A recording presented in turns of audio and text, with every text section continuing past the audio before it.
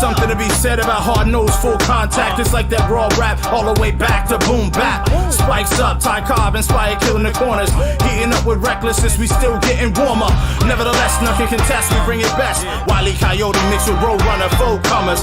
Holding your title hostage, the kings we smoke others. You're either with us or against us, it doesn't matter which. Scouting your weakness, we bring the wrath when we hit. There's never been a squad as raw as trash goes can spit. You might get bashed with a stick while I'm pounding the fence. Look around, you're a fish while I'm rounding it quick. Take a look at the base and sprint off with a fist in your face. No remorse, no mercy, no force can hurt me. The scouts purposely bring the pain, come try to work me. But there's a crew of dirty cats. Well, ladies and gentlemen, welcome once again to the Glue Guys program. Same bat time, same bat channel. Maybe someday I'll figure out how to do the little cartoon noises. Oh, there it is. Bang! Get in there, Mark. Yes, sir. Get in there, baby. Yes, sir. Episode 51 of your third favorite internet program. Well, Wait, actually, what's there's only first? one. I'm gonna leave it up to them. Okay. Because we that. can't ever agree on anything, so I'm leaving the leeway.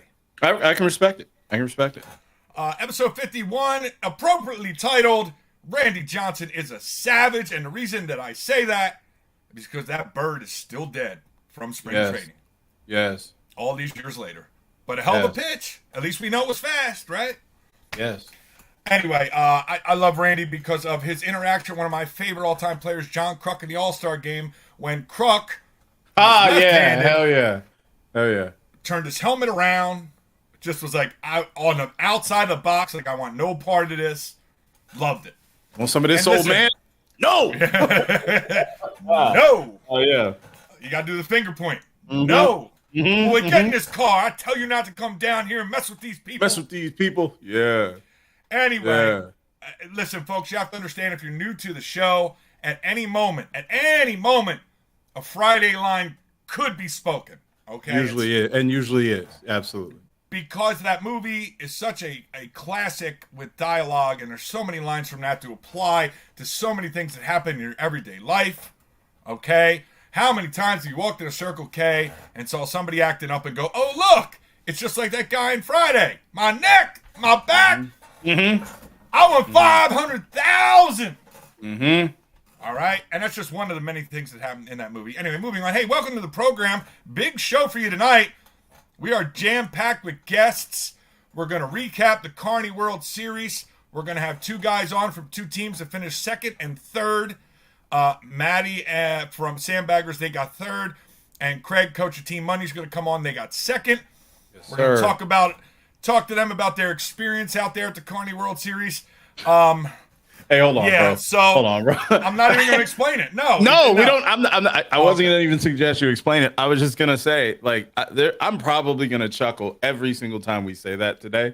I know we're probably going to say that today a lot, a bunch of times, but I'm probably going to chuckle literally every single time we say it because it's still funny. So this is as far as I'll take it. Obviously, we have, I'll call them the sound professional, pre-show meetings, okay?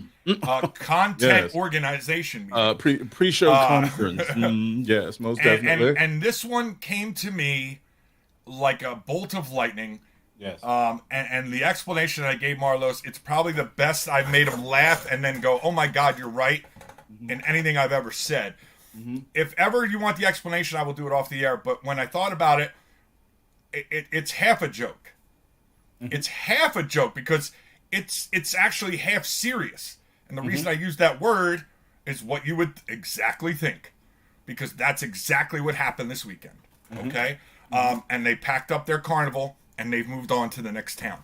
So, it's just, that's where we're going to use, because I just, man, the stories, the emails, the messaging, and like I've told you guys before, I don't know why you send it to me. I don't know what you think I'm going to do. If you send it to me for comic purposes, appreciate it. If you send it to me as in having anything to do with me and U-Trip and a director, why? I don't care.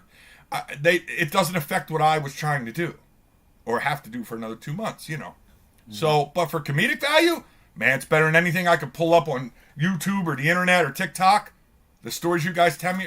I wish you guys would do video though, because then we could get viral with the things that I heard this weekend. For instance, let's just give a little teaser. I'll get this out of the way. We'll come back. Go ahead. No names to protect the innocent. Okay. There is no innocent. Right, that was the joke. I know. So, you actually have to be literal on some of the things I say because some of our audience. Good point. Fair. A team, unnamed team, found a cracked bat in the dugout. Went and broke it all the way. Yeah. They knew who the team was who left it. Saw it was shaved. Confirmed, 100%. Brought it to a director. And the director literally went, okay, so for all you guys that screamed and yelled, and I'm taking away your First Amendment rights, and you can't test bats. Freedom of speech. We don't have a shaved bat problem in senior ball. You know what? That's all I'm going to say. Hey, look. I told you so. So I do have one thing that I have to add to that point. You got to be a whole ass bitch. I mean, a whole ass bitch. Like, whole ass 100% times 9 plus 18 bags and bottles of every feminine product you possibly could come up with. You got to be a whole ass bitch to shave a senior bad dude. Like, I can't even understand the mindset or the cowardly mindset of that person. And to be fair, it's not very likely that the rest of the team didn't know it. Because like I know, typically with a bad shave, you start seeing a bunch of people passing that sumbitch around during and after at bats. It's hard to believe that people would do that. But damn, how much of a bitch do you have to be playing senior and shaving your back, bro? Question. You can answer your own question. We've been doing this show for 51 episodes. Okay, I think we got a pretty good handle on that question. The answer, that is. Yeah, I mean, you're right. The guys some of the guys that play senior softball in Arizona can be that big of a bitch. Let's just leave it there. You're right. And look, you can get all mad and hurt your feelings. You're probably the person we're worried about. I would hope nobody would be mad about this. Is one, I know typically there's a situation where somebody's always mad about something, but I would hope this is the one situation in which no one's gonna be mad. I mean that, but I feel like I'm a fool to believe that. Once again, we try to believe in the good of humanity. And we continue to be let down by the Arizona senior softball community. Well, hey, wait a minute though. Okay, so maybe now I know this is me being Dr. Sleuth, not Dr. Seuss, Dr. Sleuth. But does this mean that the innocent names that have been removed for protection are from Arizona? No, actually, no. They are not. See. They are not. Okay. So I just wanted to make sure because somebody's gonna say, wait a minute, how's that Arizona softball? And then we're gonna be like, well, yeah, it had to be because we were there. Listen, I will give you a little preview of what could have been. It's not gonna happen now, but okay. If I had ever caught someone, if I continued to be director and got the bat testing in, if I had ever caught someone with a shaved bat, a lifetime ban is not good enough for me. I literally would have made myself a crayon graphic, because Marlos does real ones. But I don't want to ask him to do it. I want to do it. And I literally would have put their name up and a picture of the bat every fucking show for as long as we do this. So you would have got a lifetime shit on fucking tag on this show at least. Shame. Shame. Shame. Yes. Good call. Good call. So anyway, I got more stories. We'll move on to them later in the show. What I wanted to touch on first before we get to our first guest is, this happens like every 4 or 5 months on Facebook. Somebody comes up with some meme and posts it about rate this or give me a softball memory. Listen, and apparently one's kicked off now. Get off my lawn, huh? A little bit, but here's the point I want to go into. Number one, let's be honest. A lot of people out here in softball, and this isn't just seniors, we're going to throw everybody in here. All right, you're all full of shit. Not all of you, a lot of you. You'll post nice things, and you're a great player, and we're going to miss you. And then in the field, boy, you can't wait to run your mouth behind somebody's back. So what makes you think doing it on a Facebook post is any different? It's not. And for the people that post these things, all right, and John, I swear to God, this is a general statement. It's not toward you because I did comment on yours. And the reason I did that is to try to show the hypocrisy of the whole fucking thing, all right? When I say that I batted 082 against you and you're not a good teammate, as if you're supposed to let me hit on the other team or a fair play, whatever the hell I said. I was trying to point out the hypocrisy and even asking other people about your game. What is wrong with you people? The vanity fucking exercise every 4 or 5 months on the latest craze of meme, okay?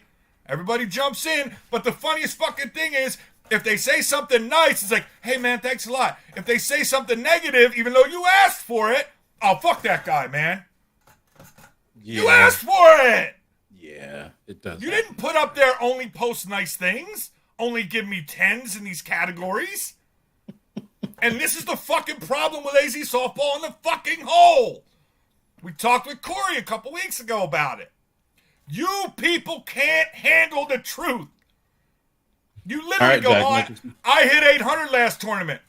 Coach says you hit 563 in the book, bud.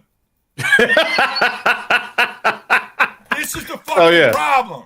Oh, yeah. You people can't hear what people...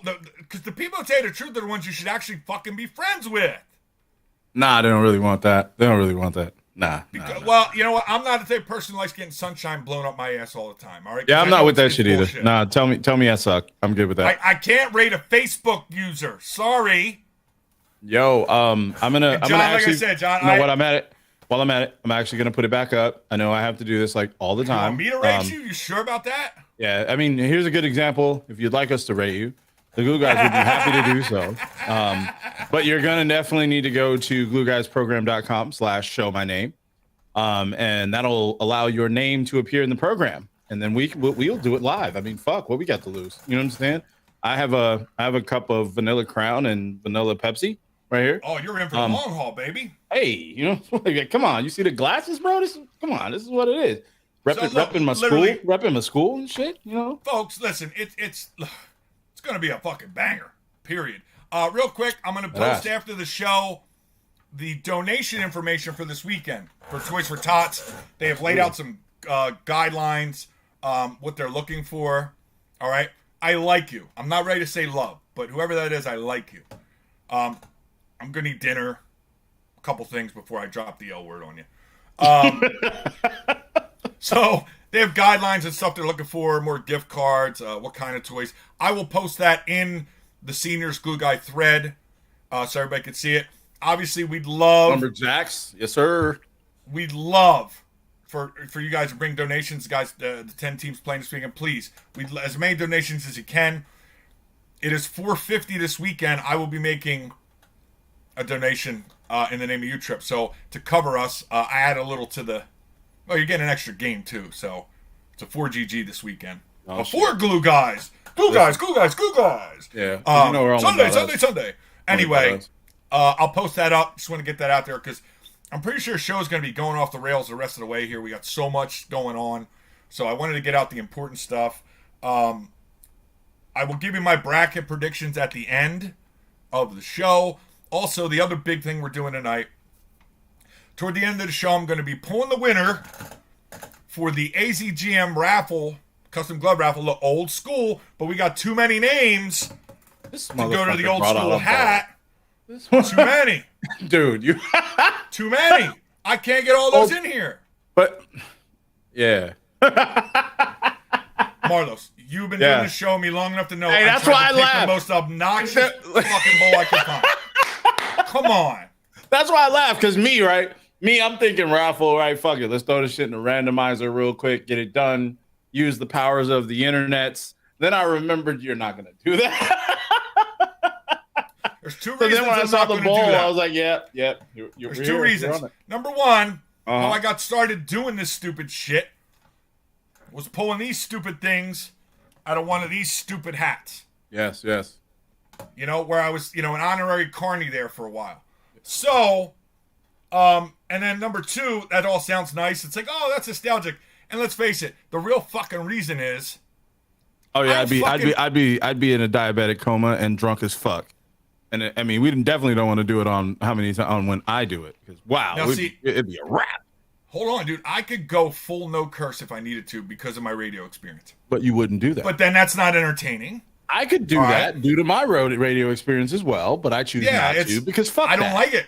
That's There not you why go. we made the show. That's we made what I'm the show. saying, man. We made the show so I could do things like, hey, John, go fuck yourself, all right? Ha ha. That's Come why we on, made get the up show. out of here. What do you want? Come on. Come on. John, will you stop with your Marty's fuck? It's not Marty's hate and you know it. It's a hat. A hat. Whoa. I'm sure I got a Carney hat somewhere that I'll pull out if it's got to come to that. Christ. I do have a Yeah. base radio. Yeah. So anyway, old school. I'll fold them up when we get ready to draw. All the names are in there. This is a great cause. Chad Roberts, family member, diagnosed with a very, very progressive form of cancer. Really kind of came, they need help with the bills, man. Cancer treatments, it didn't get any cheaper.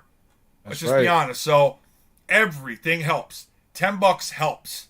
All right. We got a ton of names. Thank you to everybody who got in. Chad and I are fucking thrilled with the number. I didn't think we were going to get that many, so I'm so ecstatic. We're going to pick us a winner here toward the end of the show. Last chance to get in there, get Chad your payment. We have a note going. Luckily, we both have iPhones, so he'll update it in real time, and then I can write you out a nice sticky note, and we'll get you in the raffle there. All right, so look, that's enough for me.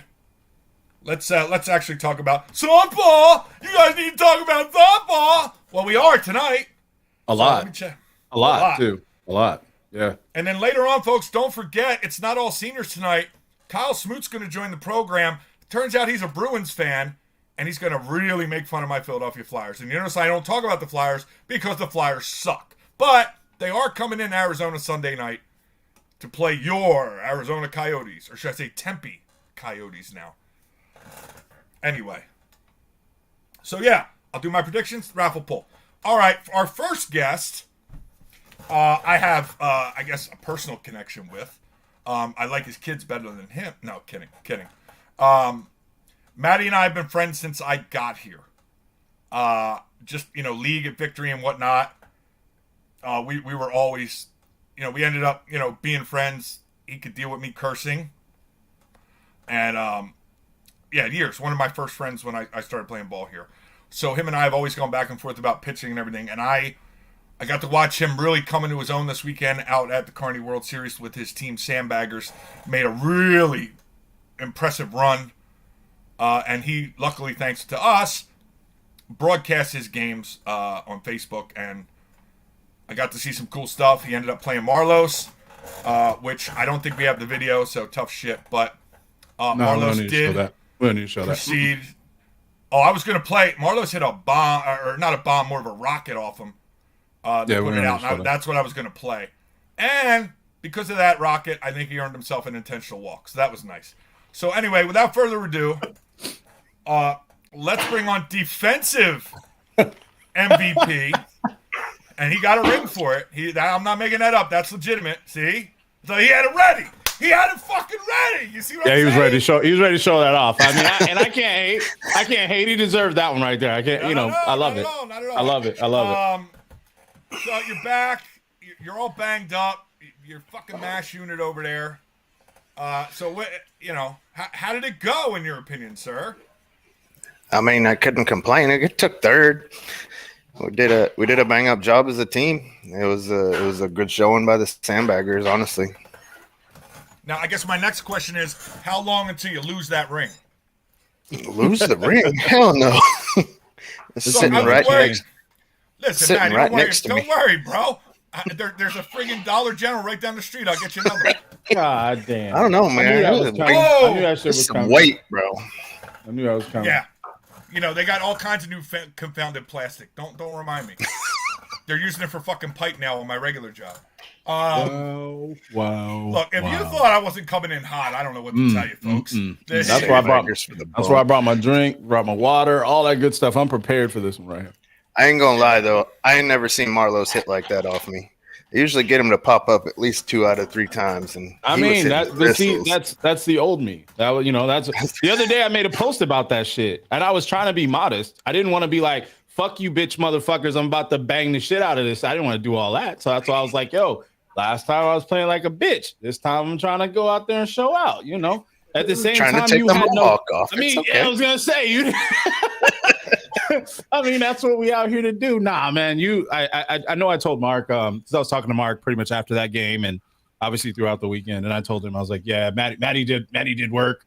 Obviously, I mean, we've played together for a lot over the years, back in the years, whatever.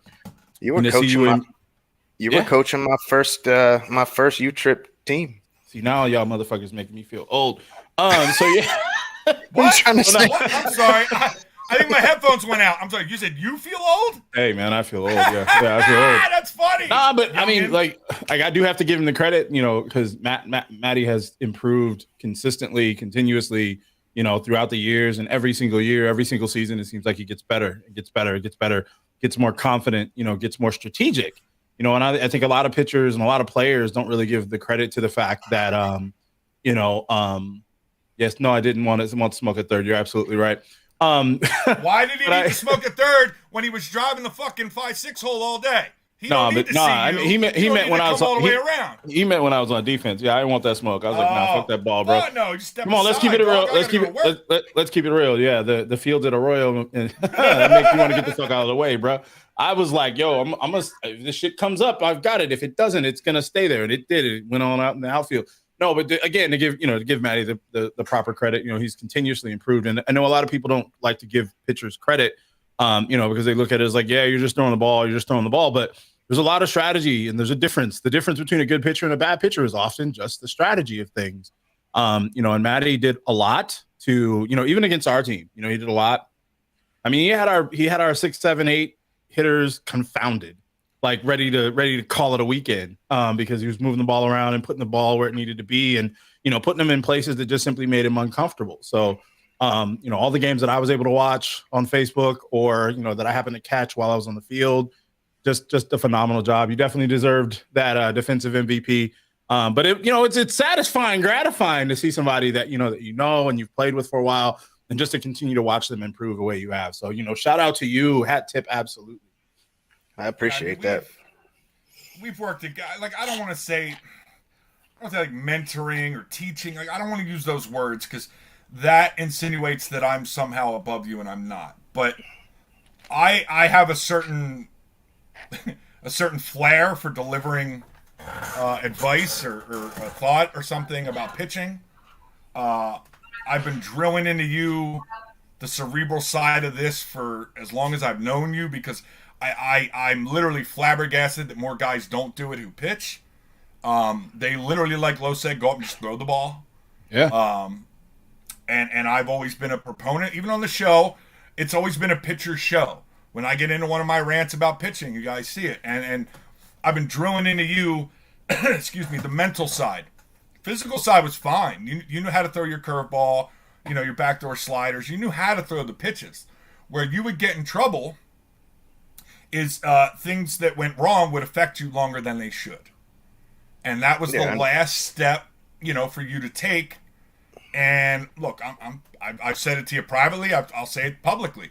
Look, there's nothing more that I can do for you from a coach or friend or teacher, whatever word you want to use. There's nothing more I can do for you. You took the step this weekend. And you're top 3 senior pitcher for me right now. Top 3. Yeah, I said it. Now, get in chat. You know, never say it to our faces. That's fine. That's how I feel, and I'm allowed my opinion, but you didn't need, you know, you needed a couple little reminders this weekend. You didn't need any major things. And shout out to Gabe for being my messenger. I appreciate that.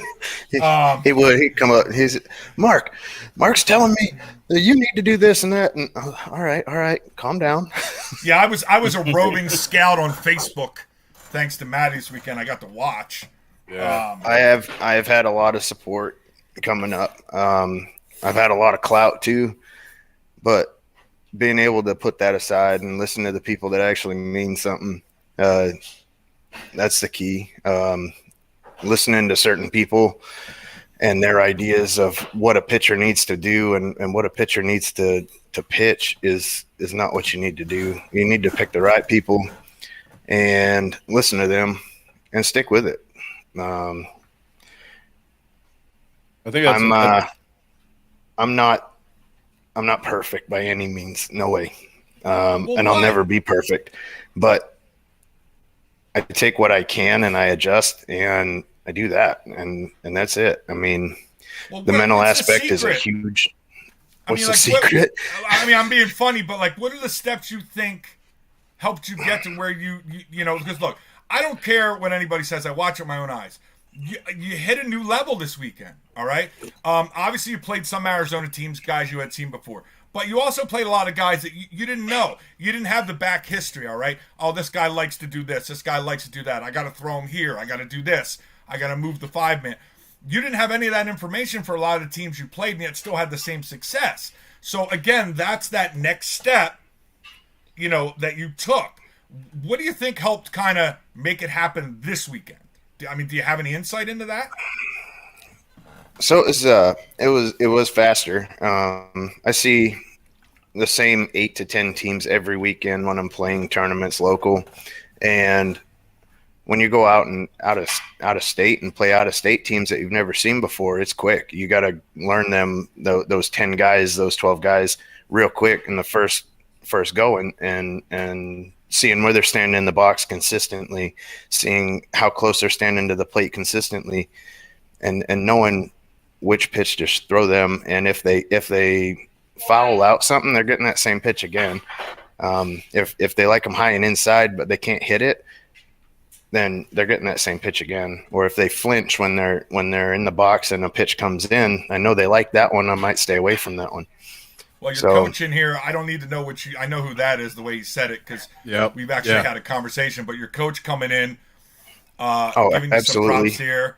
Absolutely. Mr. McGrew from the PR firm of McGrew. Thank you for joining the Adam's program. been preaching to me since I came back from my knee injury about hitting that ceiling and staying there. And it came in astronomically this weekend. Well, I mean, listen, now let's be honest here. If we're going to get into height, okay? I knew you were coming. I knew this was coming. You knew I knew this was fucking coming. Go ahead. I'm gonna shut the fuck up. But it's got to be said, Los. It's got to be said. Go ahead and do it. We're talking about how good a job he did. I want to highlight some of the uncontrollable factors he had to work through to achieve this. Okay, listen. All we ever ask as pitchers is, as far as I'm concerned, is consistency. You could be 5'9" as long as you're 5'9" all night. All right. With what I saw between the different games and some of the different umpires, like one guy wouldn't give him 10. One guy's like, fuck it, throw it 16. I'm just trying to get the fuck out of here. And literally on your live stream said out loud, I can't believe I took this gig. What was I thinking? Out loud. Nobody around him. Just hit his phone above his head. That's wild. Unfortunately, the umpires are human. I mean, I might go out there and pitch like shit. I mean, honestly. They might be having a bad day. You got to adapt to that as a pitcher and not let it get in your head and just find where their ceiling is, find where their bottom is, and work with it. I mean, and I'll tell you now, just total transparency, Los and I, were texting back and forth after your game, your two. And I told him my opinion. It's not a right or wrong thing here, but just kind of in the context of what we're doing. Right. I said I felt like his pitcher was trying to force a high pitch that the ump just wouldn't give him. Yes. And at a point he had to abandon that and just throw strikes. There was a couple of full counts or two counts, and he went up there knowing it was 50-50 shot at best, probably less than that. And I just felt like he needed to abandon it sooner. It's just a strategy and opinion. There's nothing right or wrong here. I'll actually jump in on that and right. There isn't necessarily right or wrong, but what I will say is one of the things that, and this is kind of again another hat tip to you, Matt, because you're here, but not just because you're here, but it was part of the conversation we had, and you just kind of touched on it. Which again, it's the adaptation. You're going to see really, really quick where that particular umpire likes the ball, where they're going to call it, what they're going to give you, what they're not. One of the things, and this is kind of what I was alluding to about, like, I'll say it was probably our bottom 5 hitters, our 7, 8, 9, 11, 7 through 11. It was around that period of time where you kind of picked up on the umpire wasn't giving you the full 12. And it was around that time where you started kind of mixing it up between around 9 to 11. What you could get, you'd get a ball here and there, and you'd move it back around and make them do what they wanted to do and make them uncomfortable. I think the comparison and kind of what caught Mark's attention, what caught my attention, because it was one thing I was kind of saying, to him in return, was our pitcher basically wanted to force the ump to call what he wanted. And then when he wouldn't do it, he was kind of serving y'all up like some absolute Chips Ahoy. And you guys have the sticks to be able to capitalize on those types of mistakes. And I really believe that that's one of the biggest things, that separated the fact, that you guys were able to pull that game out when we weren't. But again, it speaks back to what you said. It's adaptation. It's seeing what's what. It's what the umpire wants to call. In addition, it's seeing what the batter's doing with whatever pitch you use or whatever pitch you use to kind of figure it out, see what's there to test the waters or whatever, and being able to adapt pretty quickly and not let it take you out of your game is, again, that's what made your performance so great to me. So Matty, what was working for you pitch-wise over the course of the whole tournament? For most of the games, it was the height and being able to put some type of movement on the ball. If you can't put movement on it, you're serving. If it doesn't have a break, if it doesn't have some type of wiggle, then you're just going to get crushed. You can stand out there and throw strikes in your backyard until you're blue in the face and your arm falls off. But if you can't get some type of movement and some type of action on your pitch, then you're hittable. I'm hittable. I put movement on the ball pretty well, and I'm still hittable. I was struggling with my my outside in curve on righties. It was curving right into the barrel of the bat. I abandoned it. I just cut that out of the arsenal, and it worked out pretty well. I mean, I saw at least 2 backwards Ks that you got. At least 2. There might have been more, but I saw 2. Had a few. And there was 2 or 3 foul outs too. Because you have to understand, I'm at home watching. There was more. Honestly, there was more, and I griped about this. That's what I'm saying. I griped about this a little bit. Was some of the umpires there weren't calling the edges of the mat. They said it didn't catch enough, and I said it hit the mat though, and he said, it didn't hit the edge, or it didn't hit enough of it. Your own catcher cost you at least 1K. You know that, right? Because Gabe was talking to the ump, and I saw it through the phone hit the corner of the mat, and he didn't call it.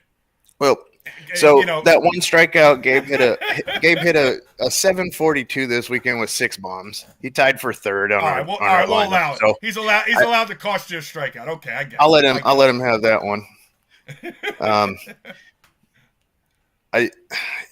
You can pitch your ass off and get all the strikeouts in the world, but if your sticks don't talk, then it's game over. I mean, luckily I have a really good sticking team, and they mashed this weekend. Yes. No, absolutely. I mean, defensive MVP or not, like without defense you can't win, but without the sticks you definitely can't win. You can have the best defense in the world. If it can't hit, then you can't score. And if you can't score, you can't win. Absolutely. Yeah, I mean, now that being said, from a pitcher's perspective, umpires, that doesn't mean it's unlimited arc because you say so. We need something.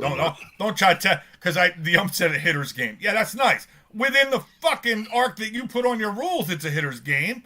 Anyway, the umpires, I just, I had some of them, man. I'm watching the thing hit the mat, and like I said, they're standing behind the mat. I'm watching it through a phone, at 7-8 feet or what? How do I know it hit the mat? There was an instance on I think it was Saturday night's game. Yeah, it was or Sunday night's game. I got smoked in the shin guard. The ball never hit the ground. Yeah, that was the unlimited arc game. Apparently, they went to ASA rules for one. I don't know. He smoked me in the shin guard. The ball never touched the ground. My second baseman or my shortstop ran over and caught the ball before it hit the ground and called him safe. Granted, it was an illegal batter because he never checked in, but they argued that point. But nobody, even after the game, the umpire came up to one of my teammates and was saying that, I'm remembering back at it, and I don't think that ball ever touched the ground. That should have been an out. If I'm getting hit with the ball, and it doesn't touch the ground and somebody catches it, that should be I mean, but you said something earlier, and I'm gonna hold you to it. You said something earlier. You said, "Hey, I could go out and I could pitch like shit one day," or absolutely, the call could be missed. Because I was gonna say that's one of those plays. It's very easy to blink, look away, or anything, not pay attention, just space out for a second and miss it. It's different if it happens all the time. If it's different if it happens multiple times, and the fact that he owned it after the fact, because again, it's not like he could go, "Oh, my bad," throw the red challenge flag and pull it back. At least he came back and said, "Hey, I fucked it up." It was also the same umpire that didn't want to be there and regretted showing up. Yeah, but I mean, honestly, that was one of those times where I had to. Thought the camera switched to League Night at Rio there as high as those fucking pitches were. I mean, and honestly, that was one of those points in the tournament where I had to just refocus, recenter, and carry on and get the next out because absolutely. That's what it. Absolutely. So, and I mean, one other thing to point out though, you just acknowledged it a couple of times. You were able to. It's the mentality right there that we were just talking about. That you were able to kind of recognize some shit that probably wasn't what it should have been, and then make adjustments and still do what you need to do. So yeah, that's the whole point. Yeah, I don't know why that came out now. The topic is not, is it wrong to protest a co-ed team at a world event? We're talking about seniors that just happened. Read the room. Read the room. Although I would say I heard rumor that in the silver bracket, which is, I don't know why they called it silver. It should have been fucking dog shit or trash on wheels. Yeah. Yeah, the landfill bracket. Apparently in that championship, I don't know what it's a championship of because you weren't getting any prizes. A team roster checked someone and ended up winning. It's a rumor. Now, what I don't understand is if you don't have any check-ins and you don't have any lineup cards for the whole tournament, how do you fucking roster check anyone? Not to mention, I heard there was a whole team of Major Plus players up in Majors that nobody checked.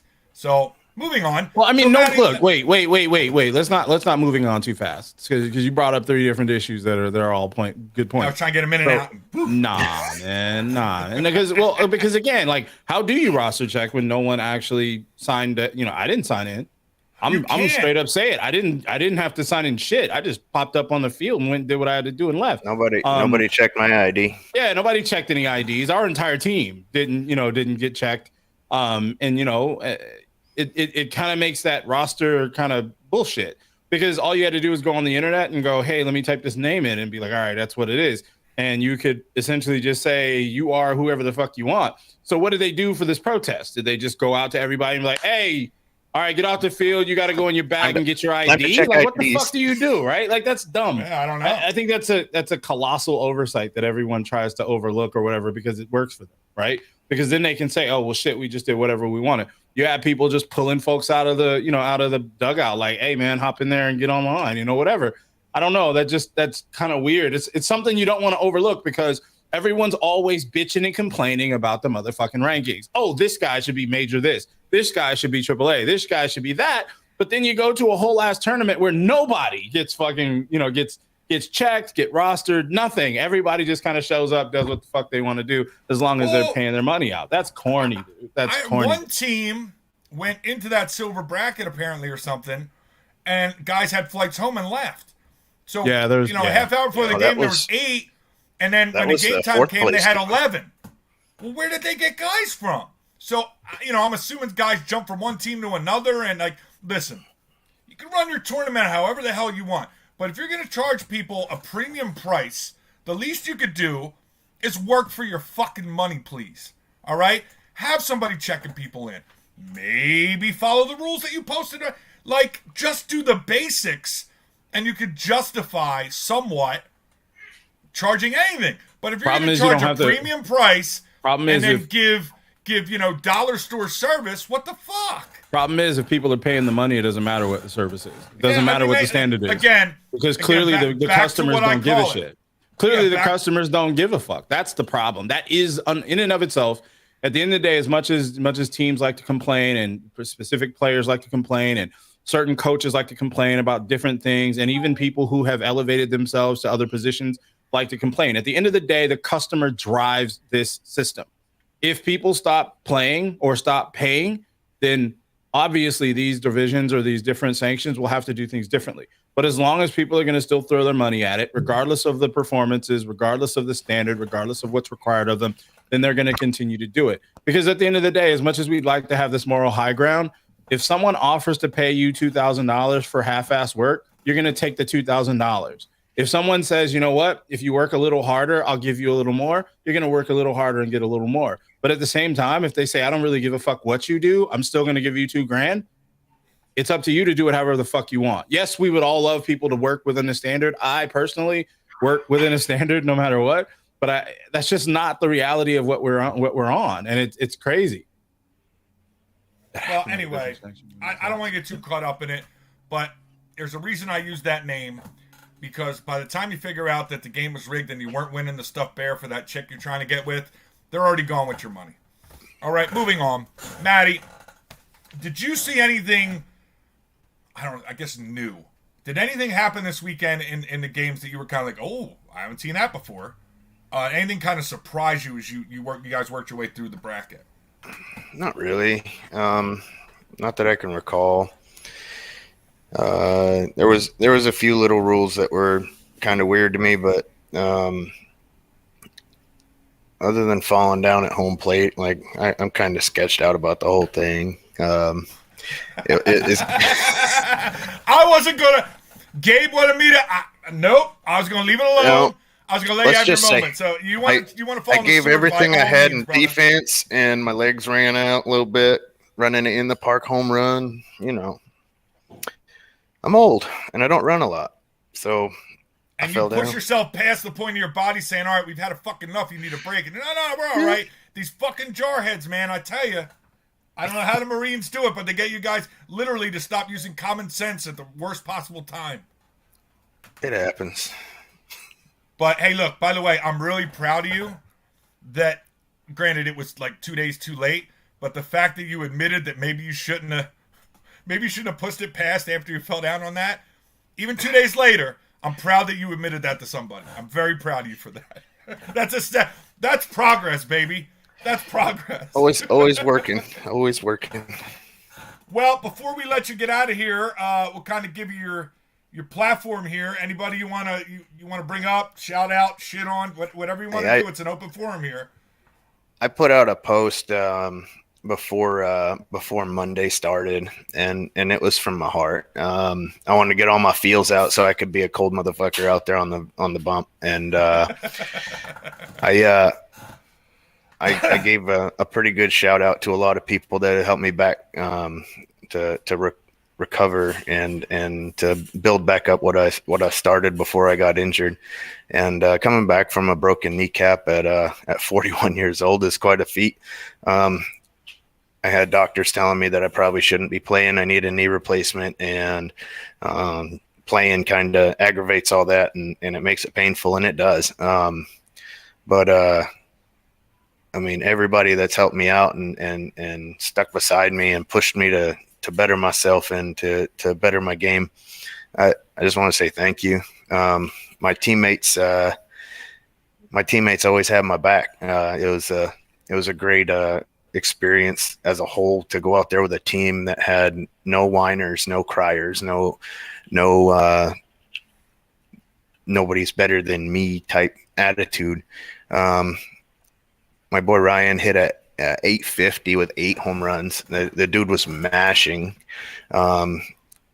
Nick, he hit a 759 with 1 home run.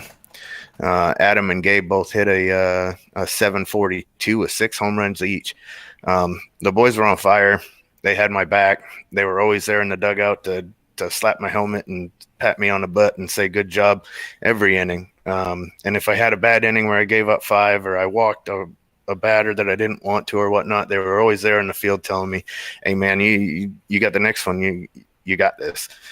And for that, I'm super grateful. My wife's been a real big supporter, always pushing me to go out and play league, even though I hate league. Fuck league, man. Like, fuck league, bro. I go out to league and Heroes. Yeah, fuck league. Well, bro. I ain't trying to hear that shit. That's As real. a pitcher, I try to work on my hitting at league, and I'll try to work on pitching. So I just there's go no up there and I point. throw strikes. And you get fuckers on the bump that can't throw a strike, and it's irritating as fuck because I'm trying to work on something, dude. Like, let me hit the fucking ball. But, you know, Can't hit the mat. They can dance, but they can't hit the fucking, throw strike. Right? Go ahead. team average was friggin' 679, which is a pretty decent average, I'd say.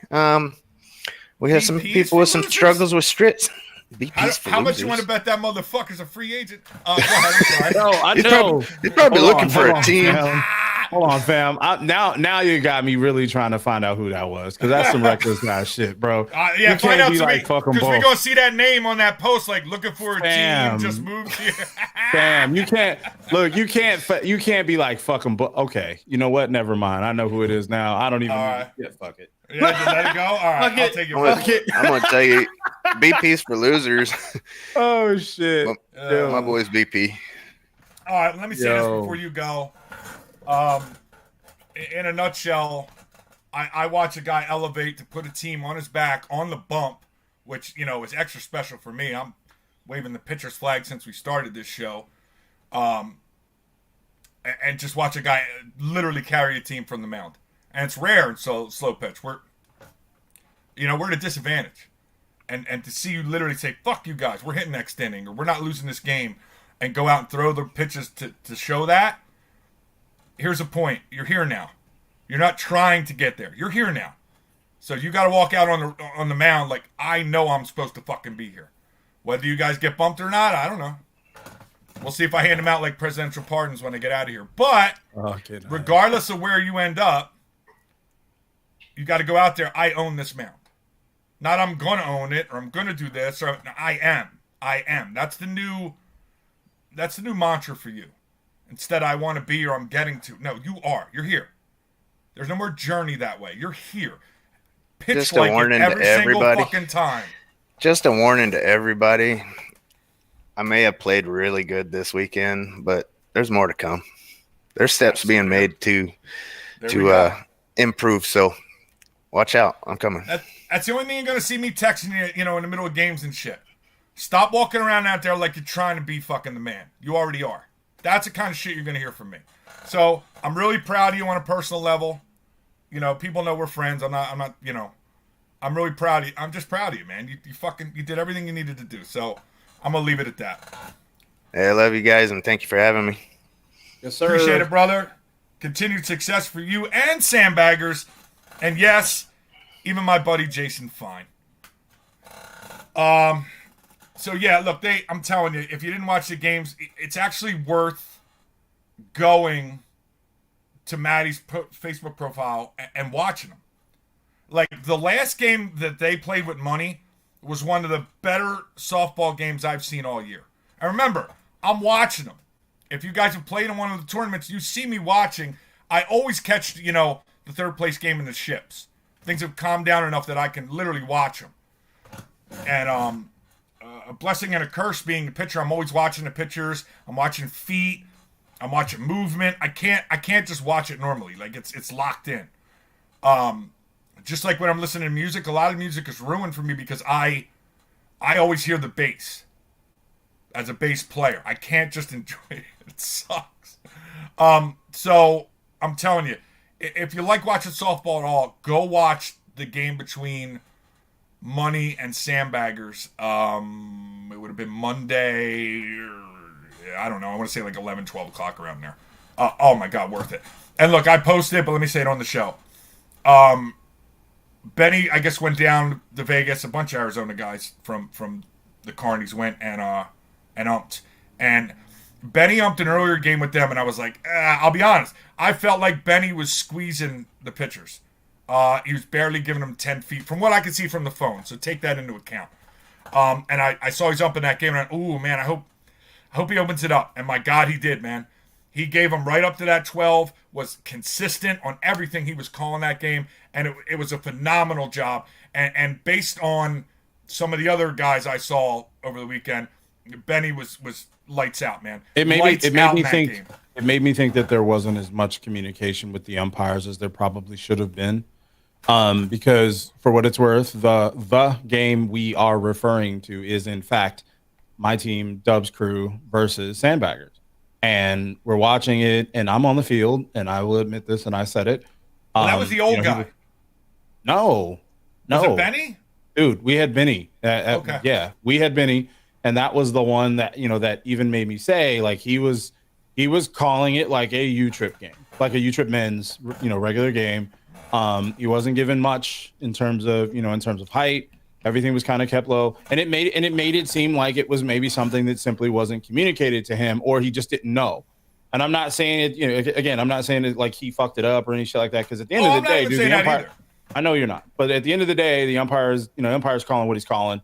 I thought he did a great job, other than that game where again I thought the height was a little tight. I don't think it was awful. I don't think it was game changing, but it was a little tight, and I'm good with that. I did watch a couple of other games that that were umped, and he did open it up a little bit after that. So that's why I said I think it was more about communication than him just not calling it or some some crazy shit. I will say, just before we get into bringing Craig on, I will say, and I know it's easy to shoot target practice at the Carney World Series for the most part, and especially about umpires. But I really felt like the umpiring was actually fairly decent this year compared to a couple of other times that I've went. You did have a couple of umps who really just didn't give a shit and didn't seem like they wanted to be here. But ultimately, you get that no matter what. You always get the guy who doesn't really want to do his job. No big deal. I think James Denny earlier in the stream here said they really should have went to the 2 umpire set. I think that's absolutely true. I think it goes back to, again, you're pitching this tournament as your culmination, your World Series, your biggest tournament of the year, the tournament that everyone plays and gathers points and everything and builds up to. And then you go out and you basically have the same umpire setup that you would have at a backyard regular, qualifier on the weekend in AZ or in Cali or in Texas or something like that. I don't think that's a good look.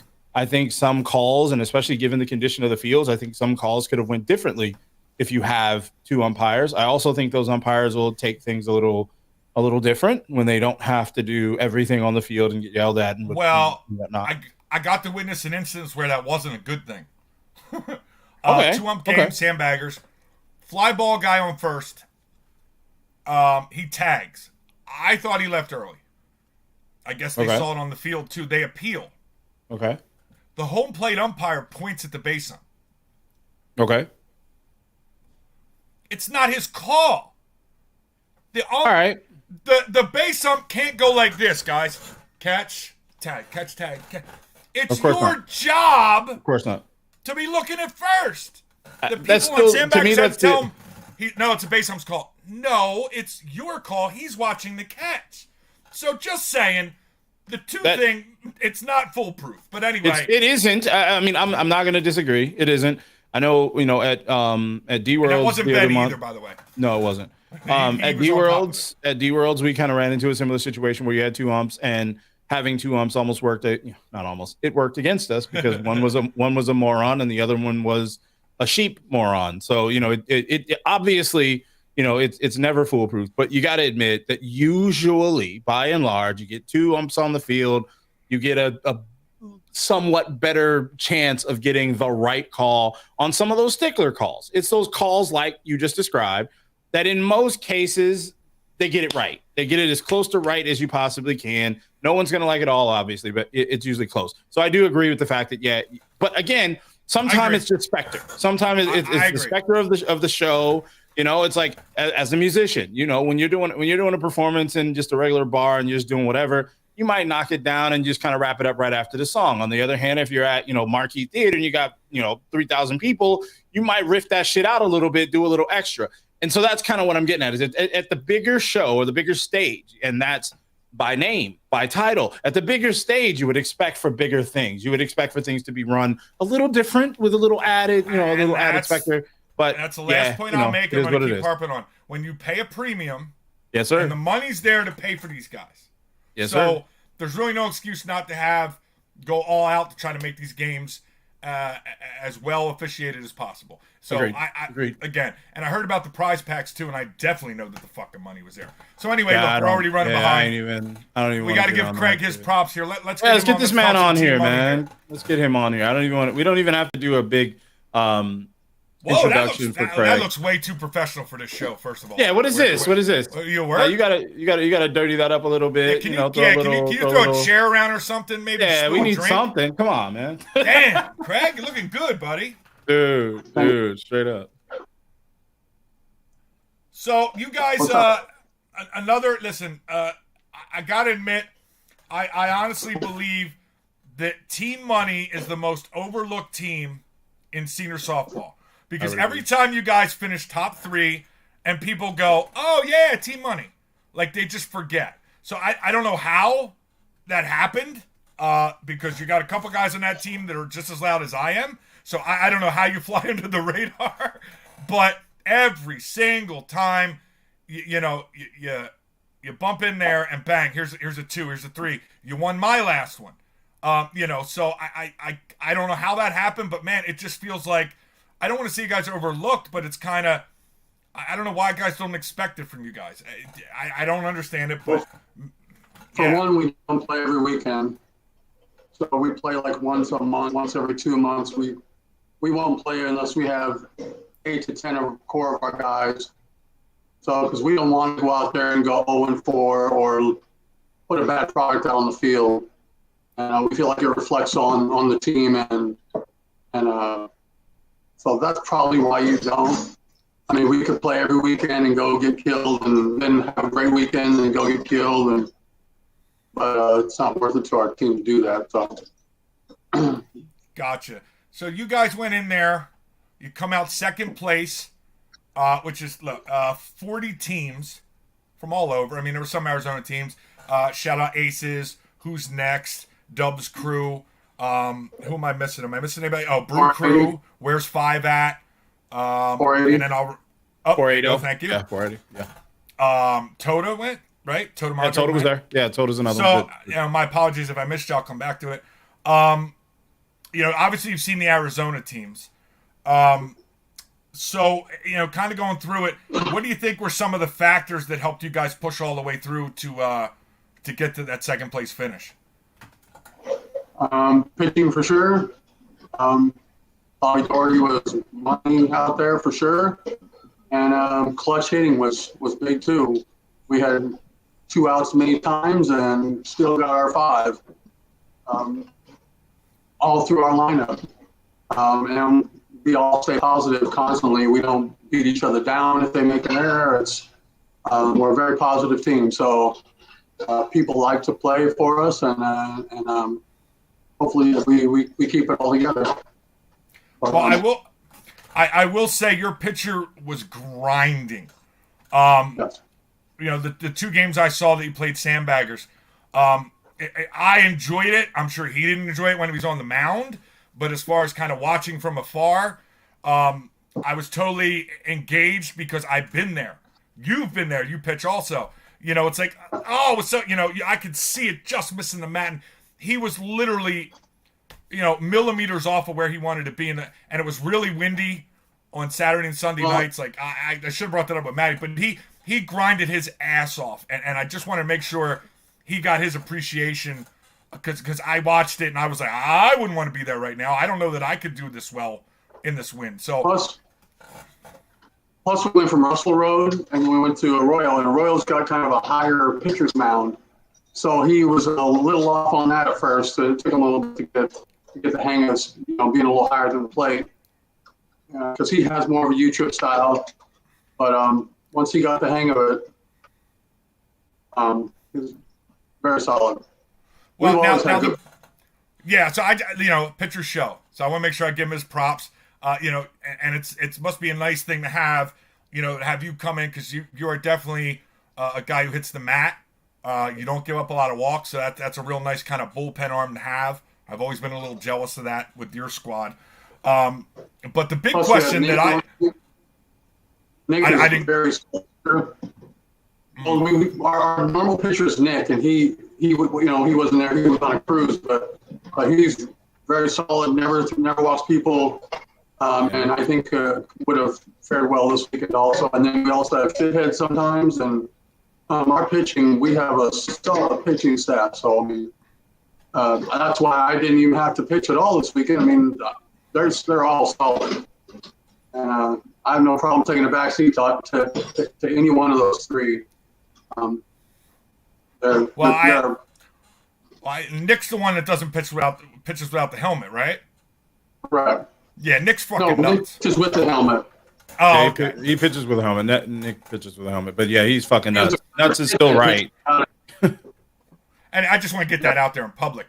Mm-hmm. But the big question, as I'm watching the first game you're playing Sandbaggers, I see a guy come up into the box, and I'm like, wait, I know this stance. I know. Wait a minute.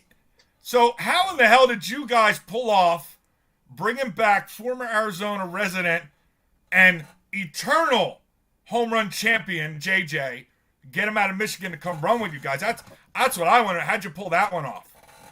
Well, Lance used to run with us, and Lance moved to Michigan, and Jason Johnson moved to Michigan, and they're all good friends with Jeremy, who is co-coach captain with me, kind of. And he has a lot of pull on our team, and he said, hey, JJ said he wants to come play with us. What do you think? I said, well, we only have 2 majors, so bring him on. So we brought him on. And, when someone like that wants to play with you, you bring them on. And if somebody has to take a backseat, they do it. And they know it's for the team and for, you're going to Worlds to win. And if that's what you have to do, then that's what you do. And all our guys were understanding and brought him on. And, he was a great teammate. So him and his boy Steve Lotz we brought on. He was just supposed to be a runner, but he came out, showed some skill. And so we kept putting him out there because he helped a lot too. So, it was if someone like JJ says they want to play with you, you put them on your team. Oh no, I'm not disagreeing at all. I was kind of like, ooh, I like this. This just got interesting. Plot twist. He actually got with Jeremy and was wanting to start his own team and put a team in it. But Jeremy's like, hey, I run with money. If you want to come play with us, come on and play with us. And he said, yeah, okay, put me in. So that's how that all kind of unfolded. Well, and then, I've always had a soft spot for JJ, so that was really nice to see. Kind of a, last thing I thought I would be watching a feed from a game in Vegas was kind of like, oh, but they're was like a long lost friend. So that was a great pull by you, And then we had some good pulls towards the end of the year. We had a Jason Stoner, and we also had a Chris Willis, who, to me, the two combined have just made a huge change on our team in many ways. So defensively and offensively. So we just kept trying to get better. Yeah, I mean, it's no secret. I'm a huge Jason Stoner fan. I look past the Milwaukee Bucks thing, but I've always been a big fan of Jay. So, that one I'll endorse that 1,000%. So, real quick, kind of give me your impressions of the tournament. What did you like? What didn't you like? Just kind of give me an overview of kind of what you saw over the whole 3 days there, Craig. I think this year ran a little smoother than most, for sure. We weren't on the worst fields in Vegas like last year. I mean, they weren't the best either, but last year was the worst of any tournament I've ever played in. The fields were terrible. It was like one of Las Cruces or something. But this year the fields were actually decent. Umpiring wasn't too bad, except for we had one call where the runner crossed and hit the mat, and the umpire said, "I'm not calling that." I said, well, where would you call it then? I mean, this is Worlds. This is where you would call that. And he said, well, I'm not calling it. I didn't see it. My catcher saw it, and then I was walking towards coaching first, and the other team's like, yeah, he told me can't do that no more, blah, blah. And I'm like, well, I guess he can because the umpire says that he's not calling it. So that was just one of the weird things that, where else do you call that call? You're a Worlds. Yeah, I mean, there's a couple weird things I had seen, but all right. Well, listen. Again, you guys have always been a great representative of Arizona softball, senior stuff. I've known you in passing and playing against you since Sorry Not Sorry. When I first met fucking, Crazy Man Tedditz when he still kind of played softball. Mr. Meditz over there, and I know you guys played together. He's a big fan of yours. So you know, I think I've seen you in E's, D's, and now seniors. You're one of the most, trying to get the right word. I don't want to undersell it, but you have always been exactly what you say you are to me. You've always honored your word. I mean, we've had our battles about rules and things and whatnot, but at the end of the day, you've always shown me respect. And I can't tell you how much I've appreciated that over the years, whether we were playing against each other or as a director. And I just, look, thank you. Not everybody did that. In fact, most people didn't. So for all these years, man, just thank you. And I don't know that I've gotten a chance to say that. And with what you got going on, man, I'll be praying. But I'm very, very confident you're going to pull through this no problem. You're one of the strongest people I know with some of the things you've seen already in your life. So I feel very confident that this thing's all going to work out. But I wanted you to know that you know, Sure. I got a lot of respect for who you are as a softball player and as a person. Well, it's a small softball world, and when you burn bridges, people remember. And when you try and bring players on, you know, people talk. As you know, everyone talks. So I try and keep it real, and not everybody likes me, but I try and be upfront with you when you come on the team, and you know, and that's why I think why I've done so well over the last, you know, 10, 15 years as a coach, because I'm not afraid to take a risk with somebody like a Taylor. He was new to pitching and new and wanted to, but he had talent galore. Ryan Adams was my pitcher as a rookie. And some of these kids, I was willing to take risks, but knowing that that maybe they weren't someone else's cup of tea. But as you can see, they evolved from my team and went way above what our level, and that's great. If you want to leave our team and you're trying to improve, that's awesome. So yeah, shout out Classy. I saw Marky was in here earlier. Shout out Marky and the Classy boys. Appreciate it. And Pino. Can't forget Pino. Got to give Pino a shout out. He's so excited because he gets to swing a senior bat now. And I told him, I'm not telling anybody this, but I quit directing because you became a senior. I just can't. I can't handle Pino, so I don't want to be there. Kidding. It's to help somebody who knows the rules more than anybody else. And he's not always right, but don't tell him that. But yeah, I mean, like I said, you've helped a lot of guys out, and if people aren't saying it, I'll say it for them. It's appreciated, at least for me. And like I said, you've always been straight up with me in that. I didn't realize how rare a thing that was until I got here, especially this last year. So I'm also trying to show appreciation for the people that did that. So look, congratulations to you and the boys, and even Stoner, second at World's 40 teams is very impressive. It's just phenomenal for representation in Arizona, regardless of the sanction. You went out of state and got work done, which has been an issue for softball in general here. I do want to congratulate Sandbaggers too. They did ball out and hit or two or a different play one way or another, and they're the second and we're third. I mean, they're a hell of a team. So much respect. Well, cool, man. Again, thank you for joining us. Congratulations, and I'm sure we'll have you back on at some point. It's a long softball season, so I'll be in touch. But keep your head up. You're going to get through this, no problem. You will. Thank you. Appreciate it.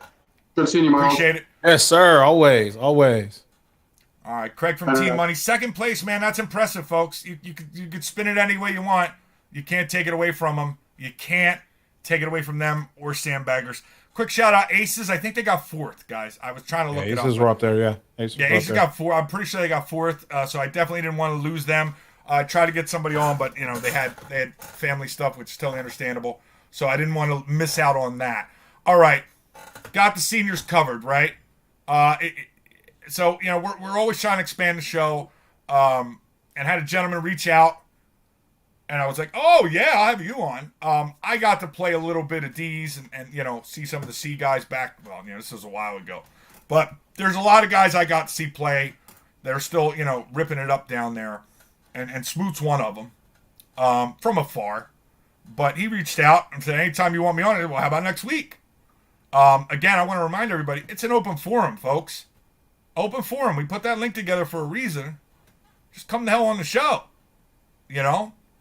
But we do try to organize it sometimes. We're not good. I'm not good at it, but, you know. Absolutely, Craig is a class act, man. Absolutely. Yeah, I had to put that up. I was kind of behind as I was trying to follow on the actual Facebook page and check a couple things, but I did want to make sure that that I put that up there because that's factual. Well, Blue 100% factual. Pill Mafia. That's a good point. Somebody put in the chat. Blue Pill Mafia made a real nice run. They got into I think they got into Monday.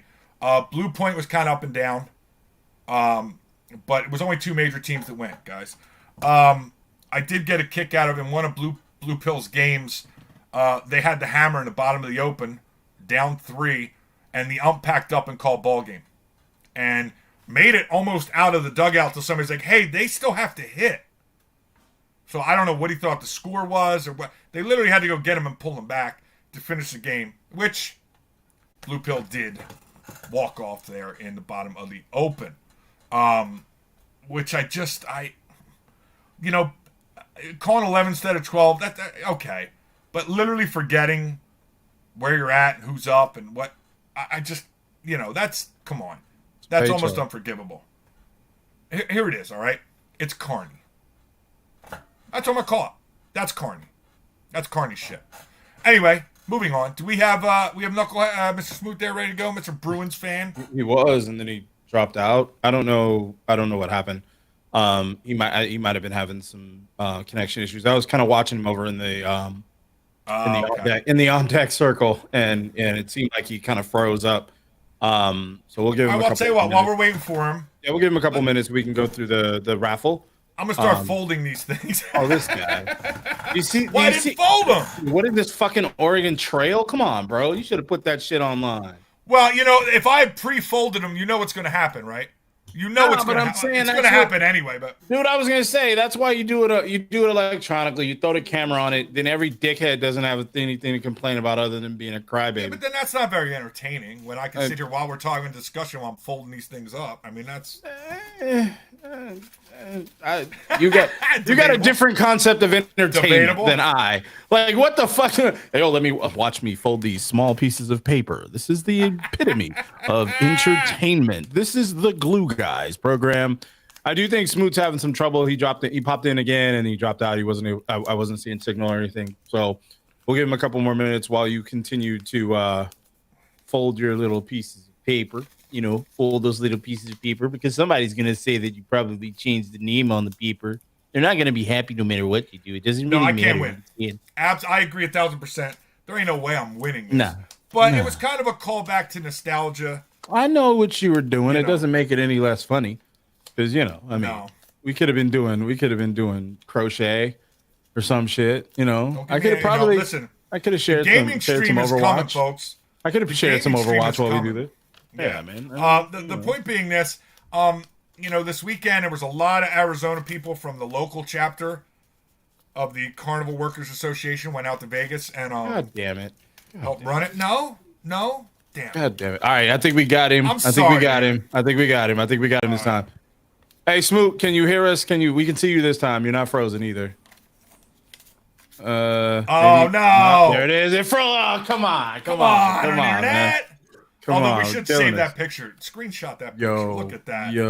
That's a licensed picture if I've ever saw one. Man, let me pull the banner off of it first. Yeah, but listen, at least Smoot officially joined the show. He didn't talk. Yeah, I think he's having. He may be having some network issues. Yeah, we can pull it off the YouTube later.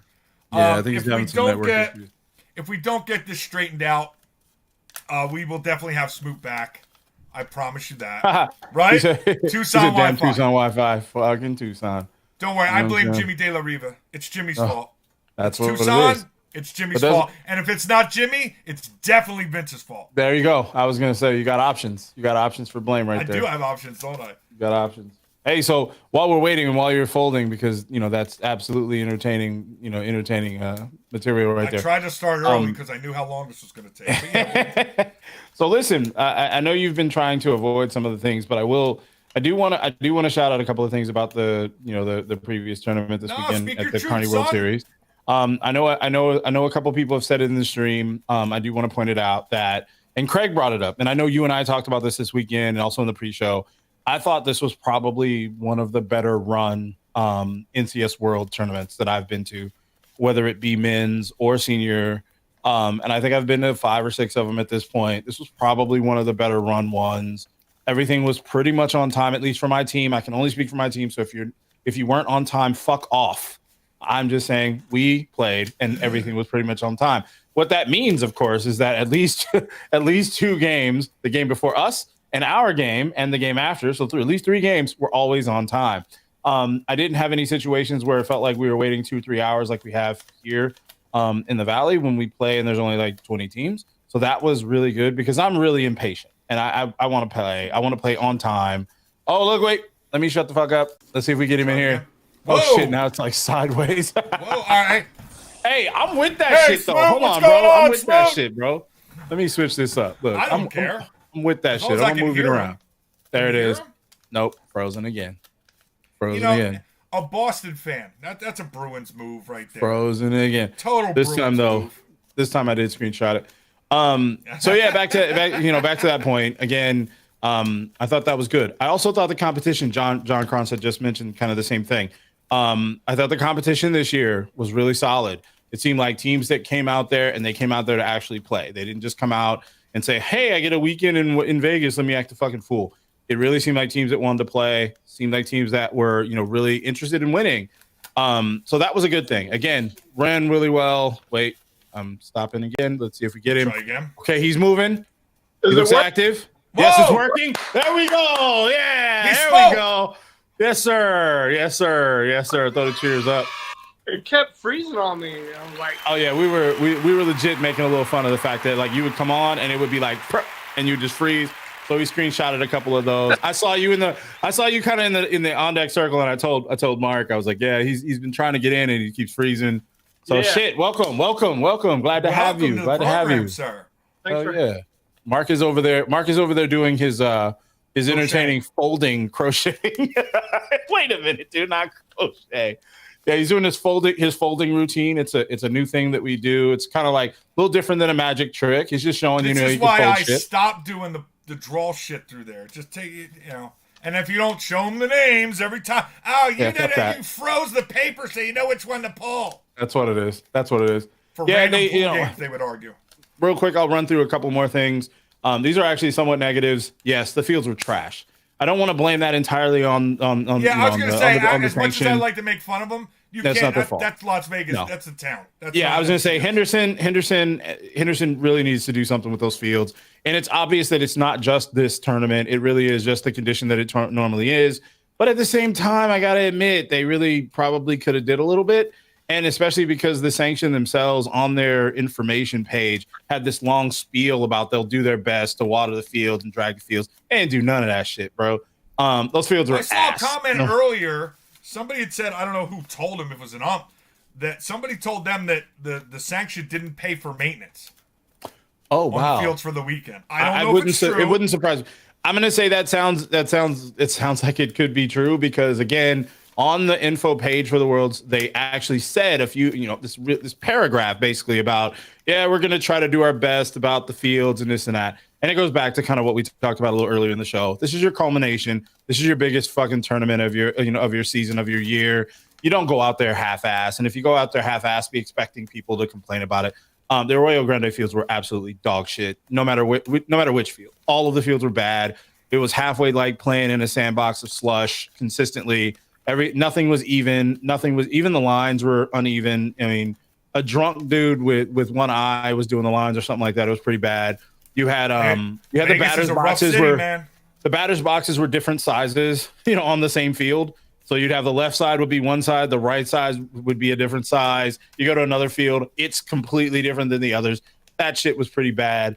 Hey, Only Go ahead. other thing I want to get to right before we get back to Smoot was that bracket was bullshit, bro. I'm gonna say my team benefited obviously from the Wait, did you see the silver comment alert, earlier? silverback.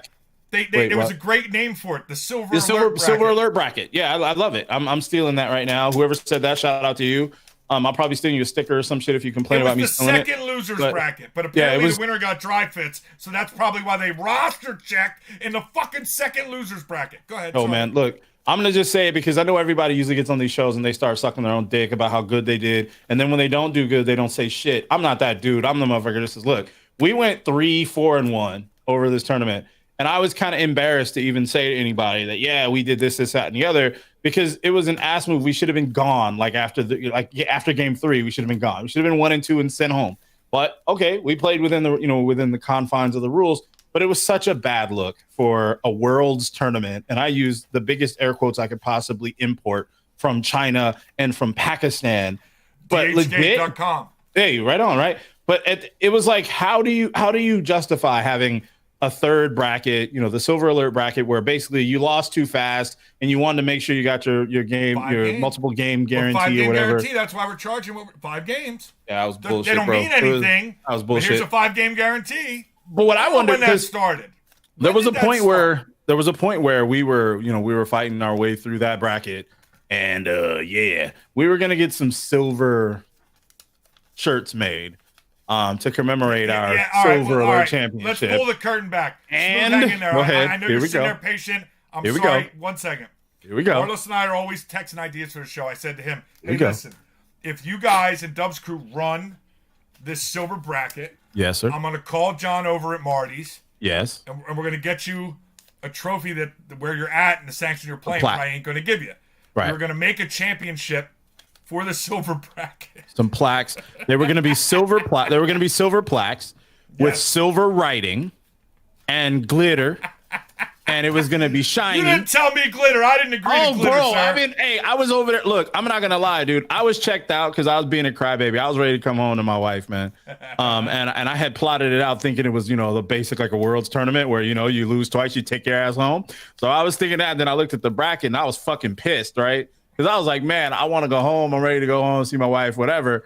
And then it was like, so I spent like a half an hour fucking crybabying and pouting and shit. And in that time that I was pouting, I started thinking of shit. I was like, oh, so if we fuck around and win this shit, we get some silver fucking jerseys. We get a silver plaque with glitter on it and gold and fucking shit thing and make it all behind me. fucking beautiful. And then we go and brag about how we're like the Silver Alert, Silverback champions and shit like that. But then I felt like an asshole because you got to be a whole dick face to brag about being like in the fourth bracket of losers and win that and barely win that. So yeah, I was mad. But do you? But do you? Now hold on. Smoot What? is sitting over here like, what the fuck? What the I fuck go are these home after assholes talking 2 about? games. Right. I drive. We take plane flights and shit to Yeah. Cincinnati or whatever. We lose Yeah. twice. We got to go the fuck home. Yes. We're not even anywhere near home. I'm not gonna lie. That's why I was look. I'm full transparency. I literally was on the phone with my wife. I was like, "Look, man, we play at 9 a.m. We lost this game. We won the first and we lost the second one in the bracket. So now it's win or go home. All right. So I told her, I was like, look, we lose that game. I'm on the road, bro. I'm coming home. Right. And she's like, all right, cool. So I'm halfway prepared, man. I got my bags and shit in the trunk at the game. Like, we lose any of these shits, I'm gone. I'm on the road. I'm down the road. Wait. And then I looked at that bracket. If your team's losing in the third quarter, well, whatever, are you the guy that gets out of there because you want to beat traffic? Are you that No. Okay, You all right, misunderstanding me. You misunderstand. No, I'm double What I'm checking. saying is, because what I'm saying is, look, we were at a point where if we play a game at 9 o'clock, and I'm thinking, because I hadn't really reviewed the bracket at the level I probably should have, right? I'm thinking, all right, if we go out here and we fuck around and lose, we on our way home, bro. I don't want to be in Vegas. I ain't shit else for me in Vegas, bro. I mean, what the fuck? I'm not drinking. I'm not gambling. I'm chilling. I'm like, all right, we can roll out. So that's why I was like, I'm gonna just put my shit in the car. So we win 3 or 4 and then lose, going home. We lose 1. I'm going home. Then I realized, we had a bunch of games left because we had a bunch of Silver Alert games to get down to, and then we started fucking winning. So I'm gonna shut the fuck up. All I I'm felt saying is, bad for those on that why are you gonna put the second losers bracket? And it's bad enough they took a day off, probably to travel or whatever, and you gonna put it on Monday? Yeah, man. Like, yo, these are the old guys. We gotta go to work. Yeah, that was anyway, Smoot, what's Smoot, you the here, bro? We back. What's the quickest you ever left a tournament? Like 2 games and out? 2019 A Worlds. Oh. There was Ouch. a hurricane coming through. Oh, Surprise. Florida. Okay. Uh-oh. So we touchdown on a Thursday, I think. They moved the bracket. So as soon as we touched down, we changed our flight to Saturday. We played Friday, lost, and I was out by 6 a.m. Saturday. See, man of my own heart. Wow. Man All of my right. own heart. Yeah, we're done. We're done crying about Man of that. my own aren't we? heart. I knew he'd have a good one. I knew he'd have a good one. All right. Man, Let's get all this out of the respect. way. All respect. Folks, I'm always repping Philly. And go ahead. I'll give a quick traveling tip to all the playing in Florida or wherever Challenge they Cup. plan your trip a day before. Then if you make it to the championship, you just change your flight. Fucking right. Look at that. Vinny Shikowski taught me that 10 years ago. First of all, I can't give Vinny any credit on the show as much as I'd like to, but I'll let you do it. That way I can I knew that always was deny coming. it. I knew that I was can coming. deny it. I knew that was coming. I just knew that was coming. No, Vinny is a knowledgeable man. Now he's a world traveler. Ooh, I can't take that away from him. You got Although I got questions about Thailand. That's all I'm gonna say. I got questions. Oh boy. Vinny's a good dude, man. He's from Jersey too, so I can get away with this shit. He My may mom- smack me in the face next time he sees me, but I can get away with it right now. mom- Go ahead. said my mom is from Jersey too. So That's a good thing. So wait. If your mom's from Jersey, the fuck is that jersey doing hanging up behind you in that shirt? well, How did that happen? that's one of the goats. I don't think anybody who knows hockey can deny that. Yeah, you know what? If I was 6'7", I'd probably be a pretty good defenseman too. But go ahead. He's 6'9", but I'm taking 2 inches away from that prick. Go ahead. my grandparents and their parents and parents, ancestors are from Lynn, Massachusetts, which is outside Boston. They moved to Arizona when my mom was 10. My my grandfather was a professor, and he moved and took a job at the University of Arizona. And 25 years later, here I am. All right, that's acceptable. Absolutely acceptable. And really, the only reason to move to Tucson is to work at University of Arizona. Sorry, that was too easy. That was a fucking softball. We're out of home runs, and I just fucking IE'd. So I often talk about Philly teams, but there's one that you have not heard me talk about very often, and it's probably my favorite Philly team, and because it hurts so much that they have constantly sucked since 2010. I just don't talk about them because it hurts too much. But my favorite Philly team is the Philadelphia Flyers. And I don't know what happened that year, so why'd you have to bring that year up? 2010 was the last time we made the Stanley Cup Finals, and we got beat by a guy we should have fucking had in the draft. But let's not get into that. That's shenanigans that went on.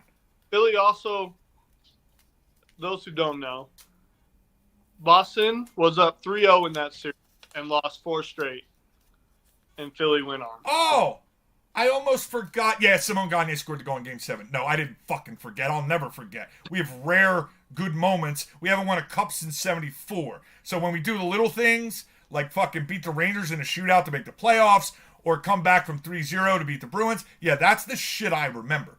Anyway, lately though, Boston has been the team that seems to know how to retool very fucking quickly and get back on. After a disappointing year last year, your Bruins are molly-whopping teams in the NHL this year so far. It's early, but who cares? A little bit of a retool, and they got the vets to come back. They're playing Colorado right. So I figure I'll let you get out of the way, and you can make fun of the Cooperalls they brought back this year, or whatever Flyer shit you want to do. Get it out of the way. I do think John Torley is a little overrated. Listen, they brought him in because they don't have any players that are going to fucking sell tickets. And he's going to fucking scream and yell at the media and whatnot. So there's always going to be a story about the Flyers in the fucking local papers, all right? I think he's a good coach. But the reason they hired him was for the publicity side of it. Because that's the only fucking way they're going to cover him. The Philadelphia is fickle as shit. So when the Flyers start losing, but the Eagles are fucking 11-1, or the Phillies make the World Series, nobody gives a fuck. Listen, the Flyers have some of the most diehard fans ever, and they stopped going. And I never thought I'd see that day. Nobody goes. So that's why Tortorella's there. Just so you know, a little inside. But so yeah, they suck. I admit it. Good luck. You'll make the playoffs. We'll get a good draft pick. We'll fuck up. Yada yada. Moving on. We're just gonna suck for a long time, and I'm okay with it. Free agents, so we're kind Oh of no! See, I was ready to let it go, and you said the magic word, right? A guy who grew up fucking 5 miles from the stadium is screaming how he literally, without saying it, said he wanted to come here, and fucking Chuck Fletcher, you fucking asshole. No, let's get Tony D'Angelo and then say, oh, we didn't have the money for him. Fuck you, Fletcher. Fuck you, and fuck the fucking horse you rode in on. This is why I don't talk about the Flyers on the show. D'Angelo. So, now that you got it out of me, I am mixing these up, by the way. You have yourself a nice storied softball career. That's why I was excited when you said you wanted to come on. For us old people, or some old people who don't really follow I call it the kids game, kind of give me a very brief rundown of some of the cool shit that you've done playing softball for the people that don't know. I started out in E as an outfielder. I played 2 years at E, worked my way up. We had a 5th place finish in 2013 with a team called Chiba Hut in Florida. There was like 175 teams, and we were mollywopping people. And then we went to the Final Four in the stadium, and we blew an 8-run lead. Ooh. Yeah. Ooh. So, been a lot of places, seen a lot of cool stuff. I guess I threw a no-hitter. Oh, look at John putting it out. That's impressive. That's fucking impressive. Right? Because we are the pitcher show, after all. That's hard to do, people. To stay that focused and keep the ball moving enough where... Because, listen, you know, what was the Bull Durham speech? You know, one more seeing eye single, one more, you know, I'm hitting 300. You know, you could throw the perfect pitch and a guy could foul it off, you know, right over the first baseman's head. There's so many weird things that happen with slow pitch that it's way harder to throw a no-hitter with 3 to 6 than it is with 6 to 10. I'll say that much. And my only bit, now I think about it, I walked Mike Webster, who was the last hitter on that team, and then the next guy hit into a double play, and then that was game. So almost a perfect game in slow pitch. It was only like 4 or 5 innings because it was a run rule, but it was at Far West Nationals in 2016 or something like that. I don't know. Back when I pitched quite a bit. I was gonna say, as long as we don't have, you know, the come, and then I tore my ACL, and then you know, I tried to come back too soon. You know, we don't have to make it, you know, a movie script. But so what? So who are you running with these days? I'm a lifer with them. Yeah, listen. As far as I'm concerned, you're going straight to heaven because, you know, you're still friends with Pino after sitting in the dugout with him for a couple of years. And Pino had to know I was coming at him. Like Junior should be a psychologist or psychiatrist because they every year, you know, Classy builds teams of guys that I'm like, wow, they're gonna have a couple ejections. Yeah, like fiery guys who are passionate about playing softball, but maybe go a little overboard every once in a while. That's a nice way to say it. The only ejection I remember was, I don't know if you know JR. JR Gonzalez dropped an F-bomb in, I don't know what game. It was a Far West Nationals or something like that. He ran to first, dropped the F-bomb. Sean Erickson. Oh God! Just stop right there. I'll leave it at that. Just stop right there. That answers the question, Smoot. I already know. No, the point I was making though was nobody gets ejected. Like Junior Junior is a phenomenal coach manager there. That was the point I was trying to get to, because people don't get ejected. You know, Pino stops right before, he stops right when he has to, before crossing the line every time. And I'm breaking his balls, but he's smart enough. In all seriousness, Pino knows when to stop, and he presses the right buttons on the other team. So I'm not saying it in a negative light. No, I probably should have got ejected this year, and I didn't. But we'll leave it at that. Yeah, I mean, look, he can get me later or whatever, but Ericsson's got you were talking about itchy trigger finger. Let's just call it what it is, all right? But- He's a little quick with the gun. You know what I mean? What's he going to do with the safety battle now that Oh, God, I'm afraid. Hello, young man. I like? Yeah, I think he has one of the better strike zones in one of our. all I'm criticizing is a little quick. Just a little quick. That's all I'm saying. But then I can say that about Ricky, too, when you catch him on the right day. So it's, it's not exclusive. No, anybody can get it. Everybody's fair game. No, absolutely. So you guys, what do you guys B? B this year, right? I think we're going to go to A. Did you guys get the bump? No. Okay. I couldn't remember. All right, hey, look, hey, let's go. I mean, you got the horses. Yeah, so in case people don't know, we were a C team 5-6 years ago. And then we decided to go play A on our own because we wanted to go try to compete and do a bunch of other stuff. So it wasn't like we got bumped and we didn't complain about the bump. We wanted to seek out better competition. Love it. It's just so rare. It's like a unicorn. You hear about it, but you almost never see it. happens, right? Yeah, You right. never see it.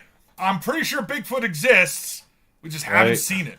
Right. That's We- fucking amazing. Conference. Ugh. We played for conference. Junior did it on his own. Like, I'll give him all the credit in the world because that man doesn't bring in outside people just because they have money. He does it to himself. You know? Well, I think, again, another rarity, right?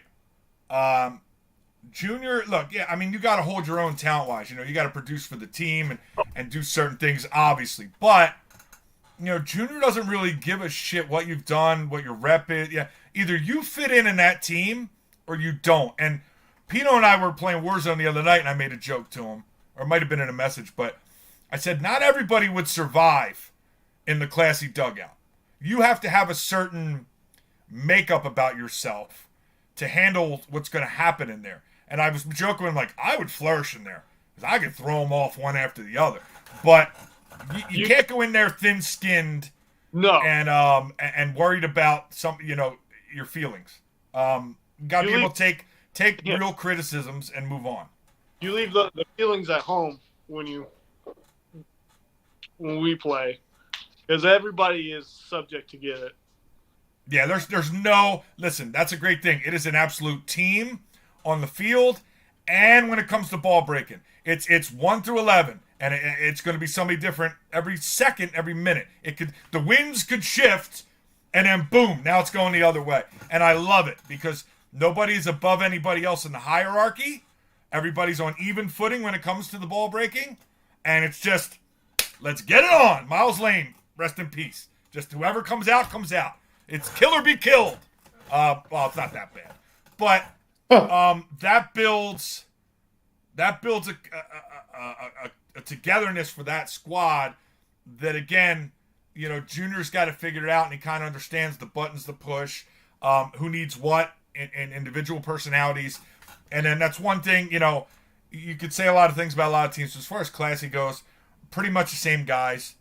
They've worked up these ranks. Like you said, went and played A's, which we're like, what? That doesn't happen. Who's trolling us? Next year, So that's amazing. And, Next- Junior's a good dude, man. Just a good guy. yeah. The conference Half year, crazy, but good guy. yeah. The conference year was the one I was telling you about the hurricane, the first hurricane. Yeah, there's more than one. Well, I mean, it's Florida. Something weird always happens when you guys go to Florida. I mean, every Florida, dude. single You could time. you could have stopped at it's Florida and you would have been right. That's it's Florida. I mean, shit. That's why he's seniors, probably- we don't even go. We just Yeah, don't man. go. Florida, something. That's it. I think in 2014 we were My Auto Jack C. It was a year that we beat For the Fallen major team. We had Mike Nino, bunch of studs, Matt Austin. We go to Florida, rains. This is when it was Disney. And I don't care anyone says Disney is way better than Space Coast. I'll take that to my grave. I'm with you there. Now, I was lucky when I was younger. I played, 2 years. It was, I don't know if it was a Worlds or what it was. It was a big tournament softball wise. In my my early 30s. That's how long ago this was. But it was Disney, and then it was Wild World of Sports and all that. Yeah, I missed that. That was so good. Anybody who didn't get to go there, they missed out because it was awesome. Anyway, it rained and poured, and I don't know if it was a hurricane or not, but it ended up going one pitch. So I played a one pitch SeaWorld, and I think we went 5-2. Yeah, that's nuts. So. That's nuts. Look, But at least you, I at least love they didn't one get, at least they didn't get a silver orange chartreuse bracket, to extend it. I mean, what the fuck? Yeah, I mean, I'm going through my grade. Dude, look, I'm gonna say this real quick. All we're fallen doing and is I can't get confirming- up. Yo, Where's all my we're doing is silver alert confirming button? that Seifman was a visionary. You know what I'm saying? Like you go to Vegas, you play the silver, chartreuse, orange, purple, brown, and maroon bracket. Dude, And you just get like drop a the mic t-shirt, on that. bro. Yo, you get a t-shirt. Just drop bro. the That's all mic I'm on saying. Seekman's a genius. Like, Yeah. you're not topping that. I can leave. I can Like, leave. see, I'm done. Yeah, like, we're done. We'll wrap Good this job. up. See, like, no, Show you're not just topping turned that. off. Yeah, it's fucking crazy. Even a Oh yeah, he's still around, bro. He's still doing his thing. But primarily, not primarily. He's just only doing seniors now. He's not doing ASA, Well, they took his name off. NSA, nothing. And they took his name off, but he's still Now it's very Leo. much the guy. Yeah. It just shake your head. They were Yeah. talking about a guy that had a garage full of bats and koozies and shit. You'd win something and you get a bat. This is years ago. They actually Get did give one away bat. bats at one point, right? Yeah. And you'd get a bat and you'd be like, "The fuck? This is like from 2006." Yeah, man. It's like a the worth dry rotted toxic, out of the bat, man. bro. It's like a worth toxic from like Walmart and shit from like fucking 2003. And you're sitting What? there like, Head of oh, what is umpires? this shit, bro? What? you Yeah. got Head of umpires. Oh my god! that's If that's not the wild. most Hold on. ironic fucking Hold thing on. I've ever seen. There we go. I'll put that up there just for Holy shit! clarity's sake. That guy's made up more rules than Yes. anyone in the history of fucking softball on the spot, baby. Well, I guess if you want somebody to tell you about rules, you get the guy who makes them up as he goes. Come on, he's a visionary. What did I just say? Dude, he's a visionary. we'd love to enforce this rule, but he's Oh, not yeah. here to tell us what it is because he's Oh got to yeah, make it up we once we tell forgot. the He's going to situation. tell us tomorrow, or he's going to tell us next week, and we'll send you an email. All right, wait. You've played all year. This is your third tournament. Yeah, whatever they said goes. Let's move on. Yeah, pretty much. That's what it is. Oh, I know the formula. you and you play, but everybody else can. Exactly. That happened to me before. That's the man, the myth, the seafood. The other famous one that most everybody's gotten hit with is you can play, but you can't win any prizes. Yes, totally. I think that was Straight wild. a secret. Out. Come on, Tucson Internet, let's go. Hey, Smook, get the hamster to run faster. Reason? It's in breaking and up. out. Yeah, it's in and out pretty bad. I think it's also picking up sound from Mark and me moving around and talking because it sounds like noise cancellation more than just internet or more than just Tucson Internet. Oh, there Yes, you go. sir. That's Yes, good. you are. Yes, you are.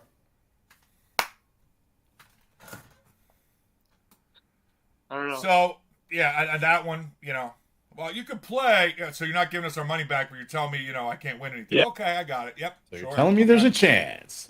The last ISA I played Ease with Phil, I think it was Triple X. Hold on, Couple fam. years You ago. didn't play. Hold on, fam. You didn't play Ease. In ISA, I did. Nah, you didn't play Ease. I did. Yeah, you were playing the orange chartreuse, younger, smaller bracket. Don't fuck around. You know, ain't no goddamn E's. That motherfucker Oh, was wasn't it? even no letters. My bad. Come It on, was a yeah. turquoise. Their turquoise division. My Yes, bad. yes. Spell that name right. Aquarius. That's what. Yeah. Oh, Aquarius. Wow. And I know it was lower than E's because I had seven Ks for looking.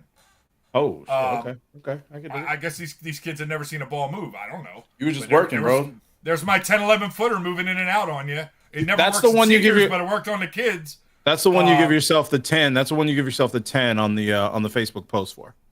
Just go ahead and give yourself the 10. Yes, That's pitcher what, 10. Yeah, pitcher 10, best Uh-huh. pitcher ever. Yep. Teammate 10. Yep. I saw you at a tournament 17 years ago where you picked a guy up that fell, so you're Yep. a great teammate. Yep. It's fucking stupid. I'm not letting Yep. it go. Yep. And they're I lying to keep you. tossing them up there. I just Hey, hold on. throwing them up there. Who's ever sitting home right now? Like, oh, look at. Hold on, let me fake. Oh shit, really? I'm a 10. Oh my god, he said it was a 10. Oh, I thought that guy hated me. He put 8. Holy shit, it's all bullshit. Dude, you gotta lay on your stomach. Get out of your fucking You gotta twirl house. your Go feet. take a No, walk. you gotta lay on your stomach. You gotta twirl your feet, like looking at it like some Drake shit.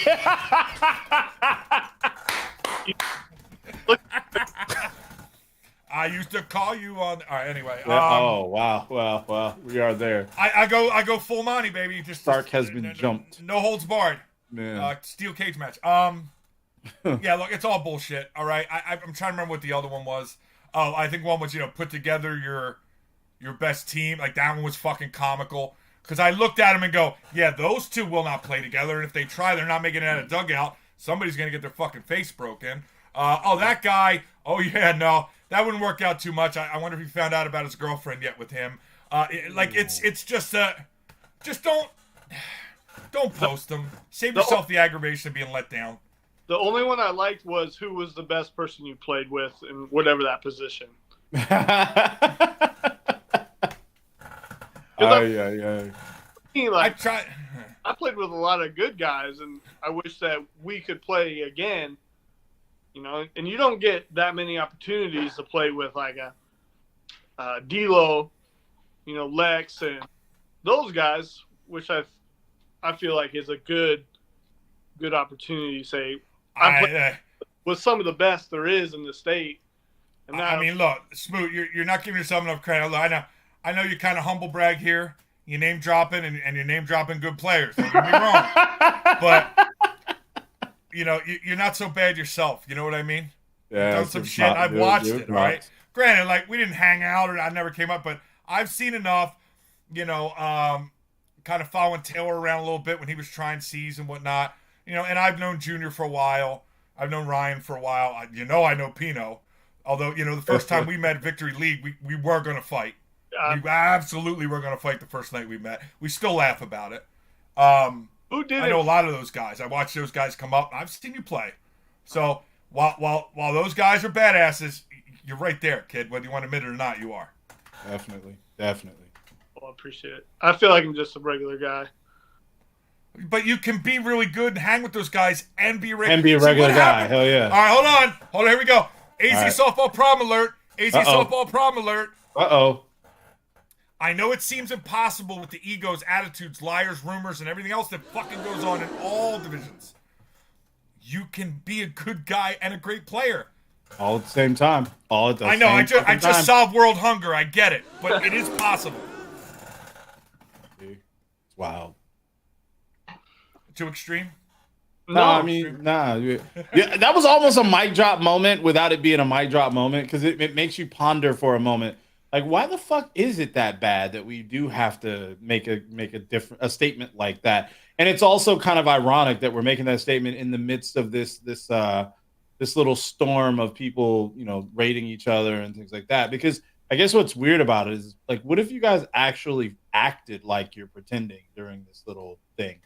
Because then it's a little easier and less bullshit. Yeah, later that night at League, when you meet up with whoever it is you talk shit to about other people, I put an 8, but really it's a 4. Look at us. How many conversations cool, like that are fucking happening at Victory tonight? It's them, but we're cool though. I mean, come on, dude. You know what it is. Group chats. Yeah. Oh man, group chat's going hammer right now, bro. why you would say he's good. He's Absolutely. Somebody on some team threads like, did you see what so and so posted on so and so's? Yeah, like there's no fucking way. Can you believe that shit? Yeah, there's no way he's a 6. I give that motherfucker a 3.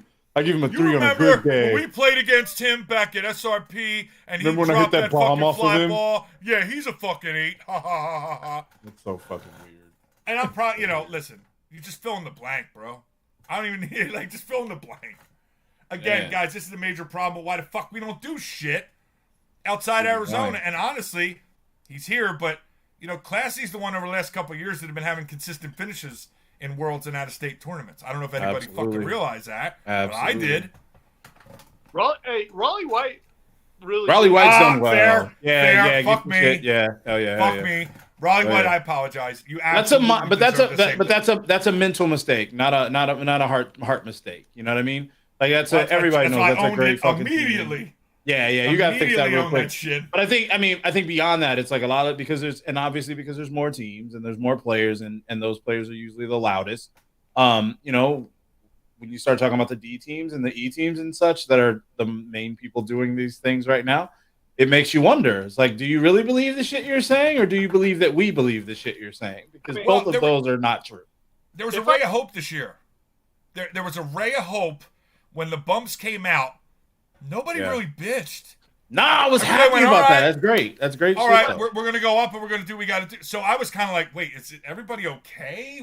Even I fell into, the trap of every year, this, that, and this was the year where everybody's like, yeah, all right, we accept it. And it's great because, you guys, your lot have been suffering for a couple years here. There's just not enough teams where you guys have consistent tournaments. You got to travel, even the C's there for a minute, and now B and now A, and so you guys traveled to get to games competition, but it's been hard. So to see these teams finally, after 3-4 years, we got a really legit C division in Arizona coming up this year. It's nice to see. But if I could say something about that, like when I first in 2009 or whatever, I don't know if you know this. His name's John Heller. He's kind of a big senior guy. I've heard the name. Okay, Big John Heller. He lived in Tucson for a while. He played A's growing up in the 90s, early 2000s with Helmer and whatever, right? Us as an E team, we played a Cactus Classic as an E team, a major tournament. Even D teams, when I was playing D, we were playing open. So I don't understand like what happened to that where teams don't want to play up to see what it is. I don't understand this either. Argument about it, but like there was I think we've been screaming about that since we started. Yeah. You probably got a little bit of it somewhere in every one of the 51 shows. I don't know where it went. Like we played the Rusty Bumgarner and Johnny McCraw and all them, Laser Vision, as an E team. We got lax, but I mean, we still went out there and played. You at least learn something. I mean, there's it's a whole different type of ball game. It's a whole different type of play, and you learn something completely different than you do consistently playing teams that are lesser than you, which is what a lot of teams have been doing probably the last 5 or 6 years. You have teams that absolutely should have been doing what you guys are talking about, where you're going and playing at least a couple of tournaments, well above your rank or well above what you're considered.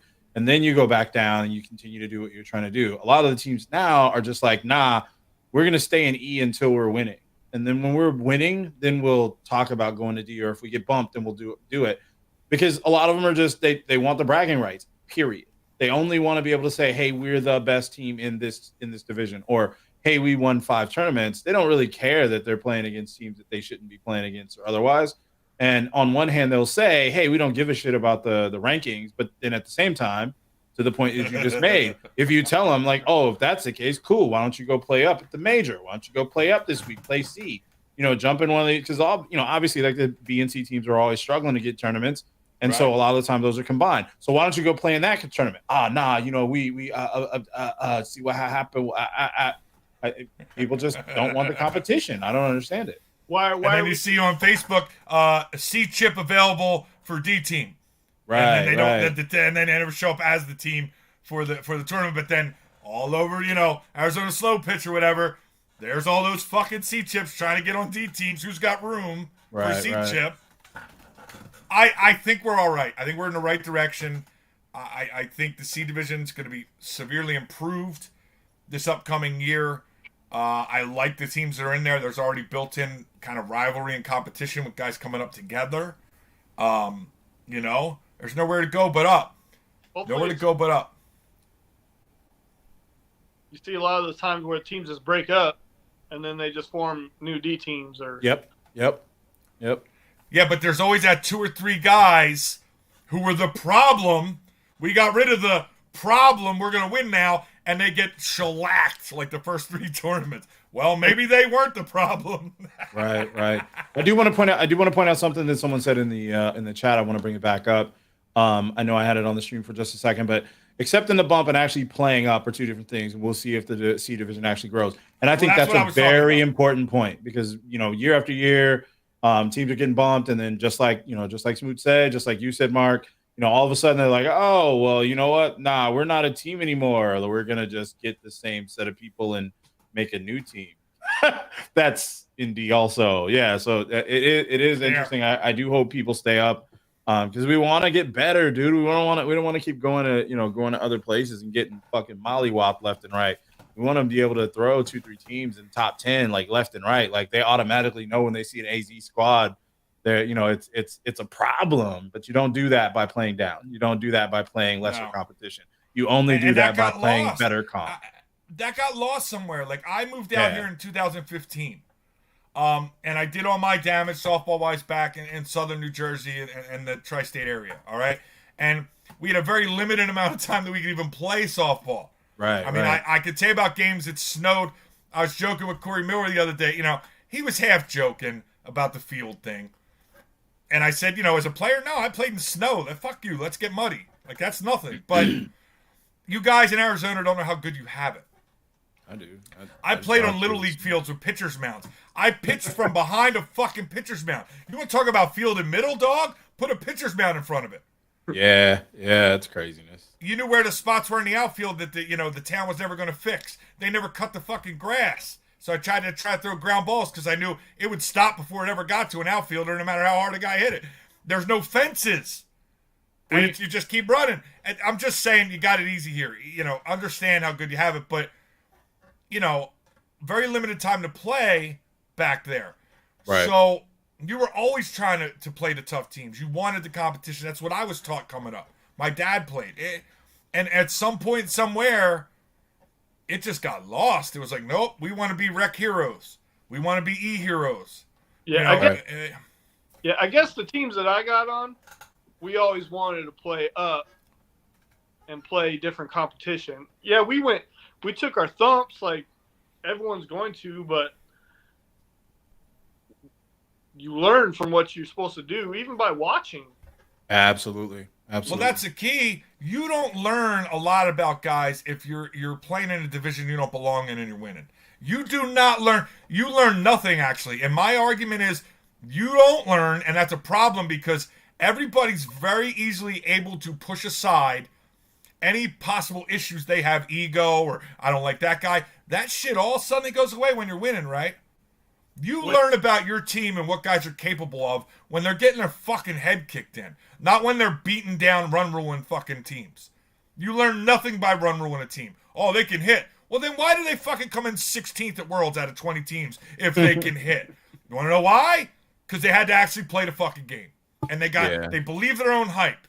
They read their own press clippings in Arizona or whatever. And then they go to Washington or whatever and like, oh, I don't know what happened. They were such a good team. No, actually they weren't.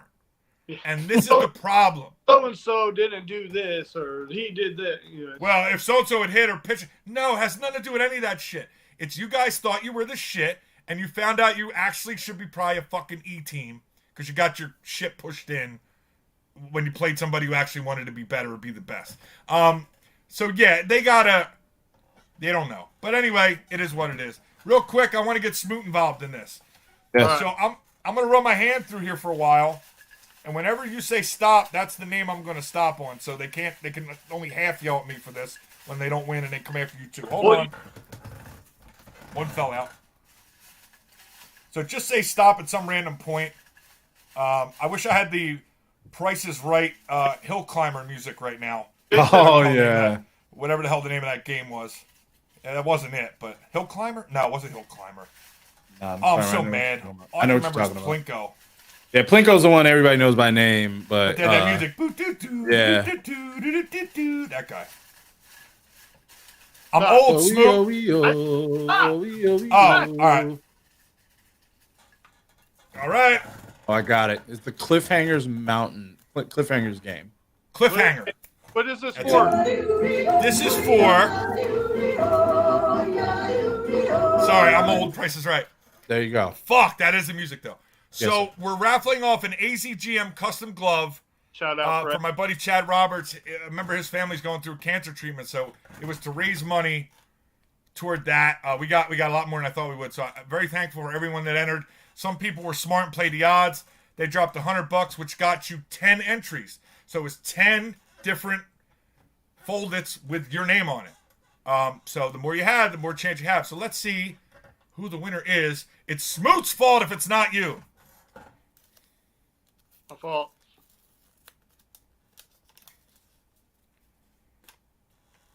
Brian Ketcherside. There it is. You're welcome. By the way, he did drop $100 and got 10 entries, so his odds were. So get with Chad Roberts, Bry, and we'll get you hooked up with Fred and get the glove done. Thank you to everyone who donated. It was a huge help. Chad is very thankful. I'm very thankful and appreciate everybody stepping up. I don't really like to post that kind of stuff. I try to keep it off of the show, keep it light, but this one was. Chad's a good dude, man. He never asked for anything. I've known him. I've been playing against Chad for 5 years. So, It's still important. good job, Smoot. Catch, throw him some loot next time you see him, please. Anyway, You can buy me Now you're insulting your own integrity because now everybody's gonna say, "Well, you they're told going to him say it this anyway, and money." you know it. Yeah. They're going to say it anyway, and you know it. my, Did your audio go out or just cut? It broke right. out. Oh, there you are. You must have noise canceling or literally a fucking noise gate on there. Because if you get far away, I suddenly can't hear you anymore. Fucking Tucson, man. What's going on? Cox didn't run fiber down there yet? Damn. Comcast just ran a line too. Unbelievable. Wait a minute. Need to get on that gigawatt or whatever the fuck it's called. Oh, gigawatt. I know that's not it. I'm trying to be funny. I know it's still funny. 1.21. It's We still tried. funny. Like that's what I'm like. Gigawatts. It's still funny, bro. Shit. Jason, All right, Jason and I play Warzone, so we try. Smoot, don't listen. You realize who you're talking to right now. The both of us, not just me. Nah, mainly you, because I don't fuck with Warzone like that. Oh, you're already out? You're already fucking out, Los. No, look, yo, okay, hold on. Shit. Now I didn't walk. I Don't walked scare in me and like out. that. I own that. Listen, I own they that. made I it for own that. fucking casual players, bro. I ain't got to Yo, worry about I- the Teddit's pricks fucking slide cancel. Nah. Okay, look, got a that's not what shot. Look, I didn't mean it like that. I promise. Look, I know. Look, I'm gonna say it. I go on file. I go on folder. I go on stat all the time of saying fuck Warzone. Blah blah blah. Warzone 2 though, I have completely begun to admit that I like it. I did not like Warzone 1 at all. I used to rail on how much I But fucking I was hated out it. on Warzone 1 too. Yeah, I do like Warzone 2. It's cool. I mean, it's fun. I think the only thing I run into a lot of the time is because of the time of day I end up playing, there's nobody around, or it's all the fucking super duper tryhards who run off and do whatever the fuck they're doing, get bodied and then dip. So then I'm just like, fuck this game. Because the map is like stupid big. Like when I'm playing Apex, I don't give a shit if a motherfucker leaves, right? I can still do work. And it doesn't feel like I've been running 36 miles or some shit before I see anybody. Apex, I'm going to run into somebody in a minute or two. I'm good.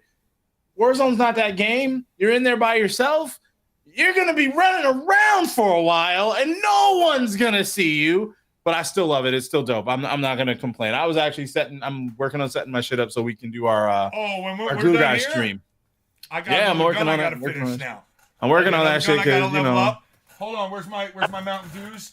I got the double XPs laying around all around here, right? Right. I got the double XP. Look, I gotta get that HC56. Yeah, I don't have. That's the new. That might I don't be have the any new double LMG XP, med I bro. want to try.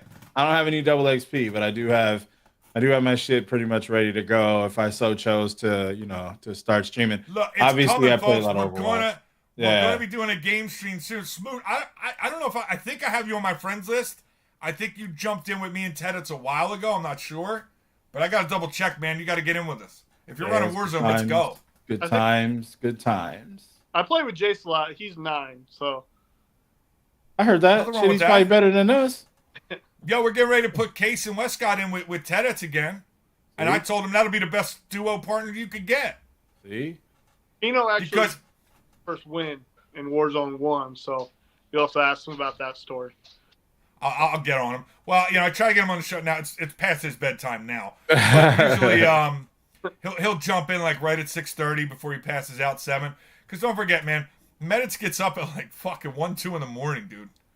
Yeah. It gets done like 11, 12 if he's lucky. Then hopefully takes a nap and then streams. So.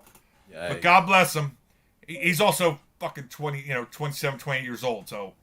Yeah. It seems daunting at 50 for me. To be young. To be You're right. Dude, I mean, look, it was the same. I'm looking at the it's clock same for right us. now. Like, what the fuck am I doing? I watch Teep at work, so then I watch him, and I'm like, oh, I could do all that stuff, and then I try, and he just. Yeah. How do you think I felt? I moderate the stream. So we're going on almost 2 years, and I've seen all the crazy snipes, and I'm like, oh, I'm going to hook up the SPR then. That's why I quit Warzone 1. Not only could I not do what he did, I would just get stomped. Yeah. And Warzone 1 was horrible for solos, and I hated not having people to play with. Now, Warzone 2, the DMZ, if you're careful, you can play it solo. The solos are much funner, I think, in Warzone 2.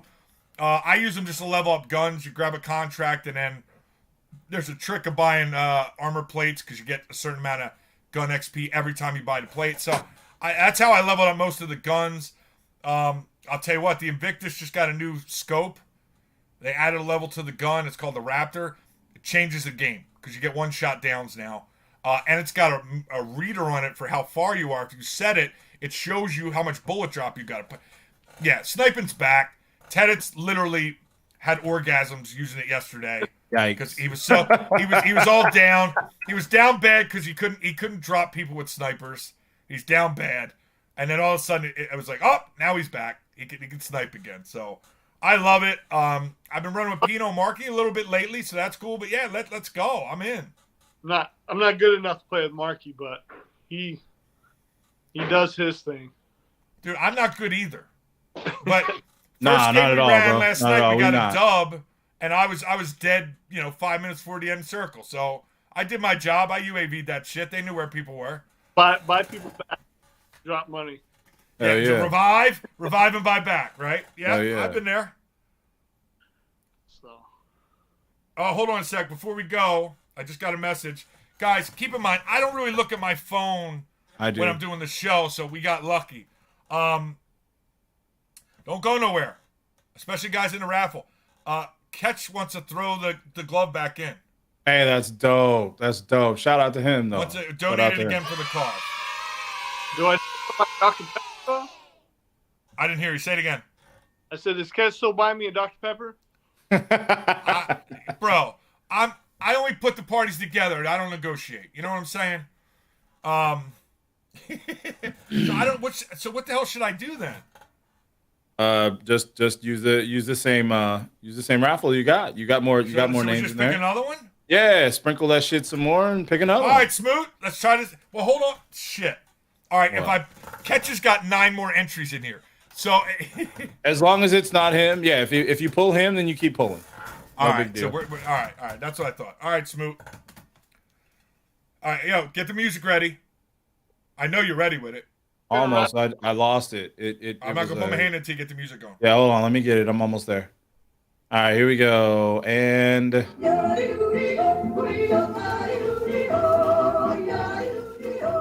right, I got it. I saw the point. Was that a stop? All right, got it. No whammy. We go. No, I'm not doing another raffle. I can't do it next week.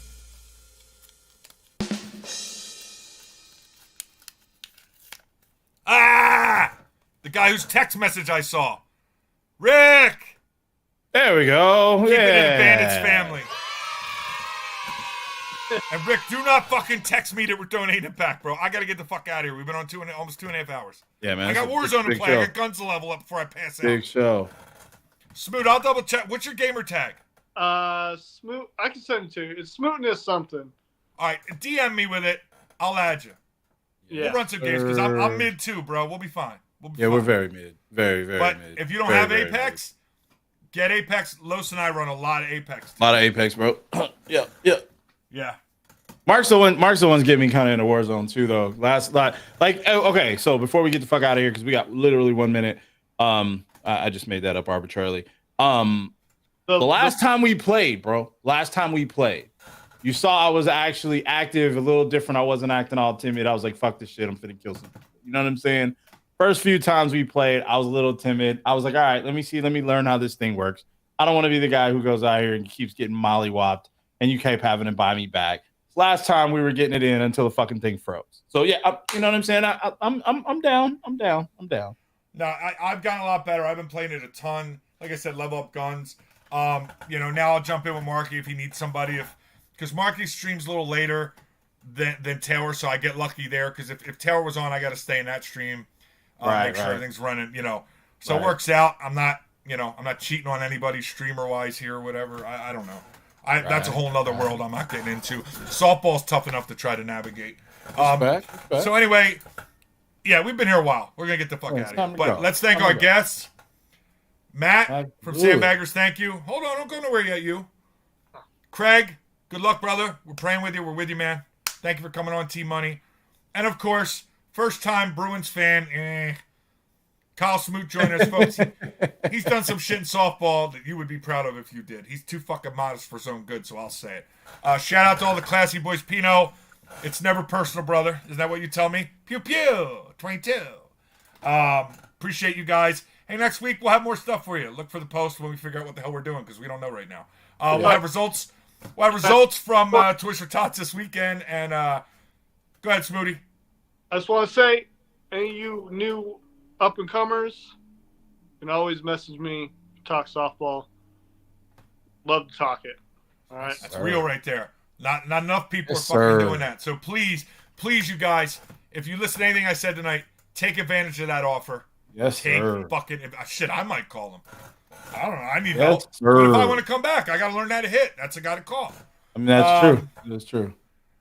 So anyway, all my life, my dad played, still plays, so I'm here yeah, for it. Smoothie, I don't know how much seniors you've been watching, bro, but I could use some help, man. A lot. More, maybe even more than you can help with, even with your sweet swing. But we'll see. Maybe we'll set some up. I'll do a weekend shout out to Tucson. I'll go egg Vinny's car, and then we'll go hit. Love talking hit situation. Hell yeah. But yeah, look, thank you for coming on, bro. I appreciate it. You're welcome anytime. Yeah, we'll have Twitch for Tots results next week. And maybe we'll have another glove raffle. I don't know, man. Rick, I don't. We'll talk after the show. If we want to run another one, let's start another one. I just don't want to. One at a time. I don't want to get greedy. You know what I mean? We did really well for this one. All right. Anyway, look, we'll see you next week, man. Show 52 as I figure out which sports guy we're gonna call it. Peace. Have a great. We'll see you out of victory on Saturday. Yes, sir.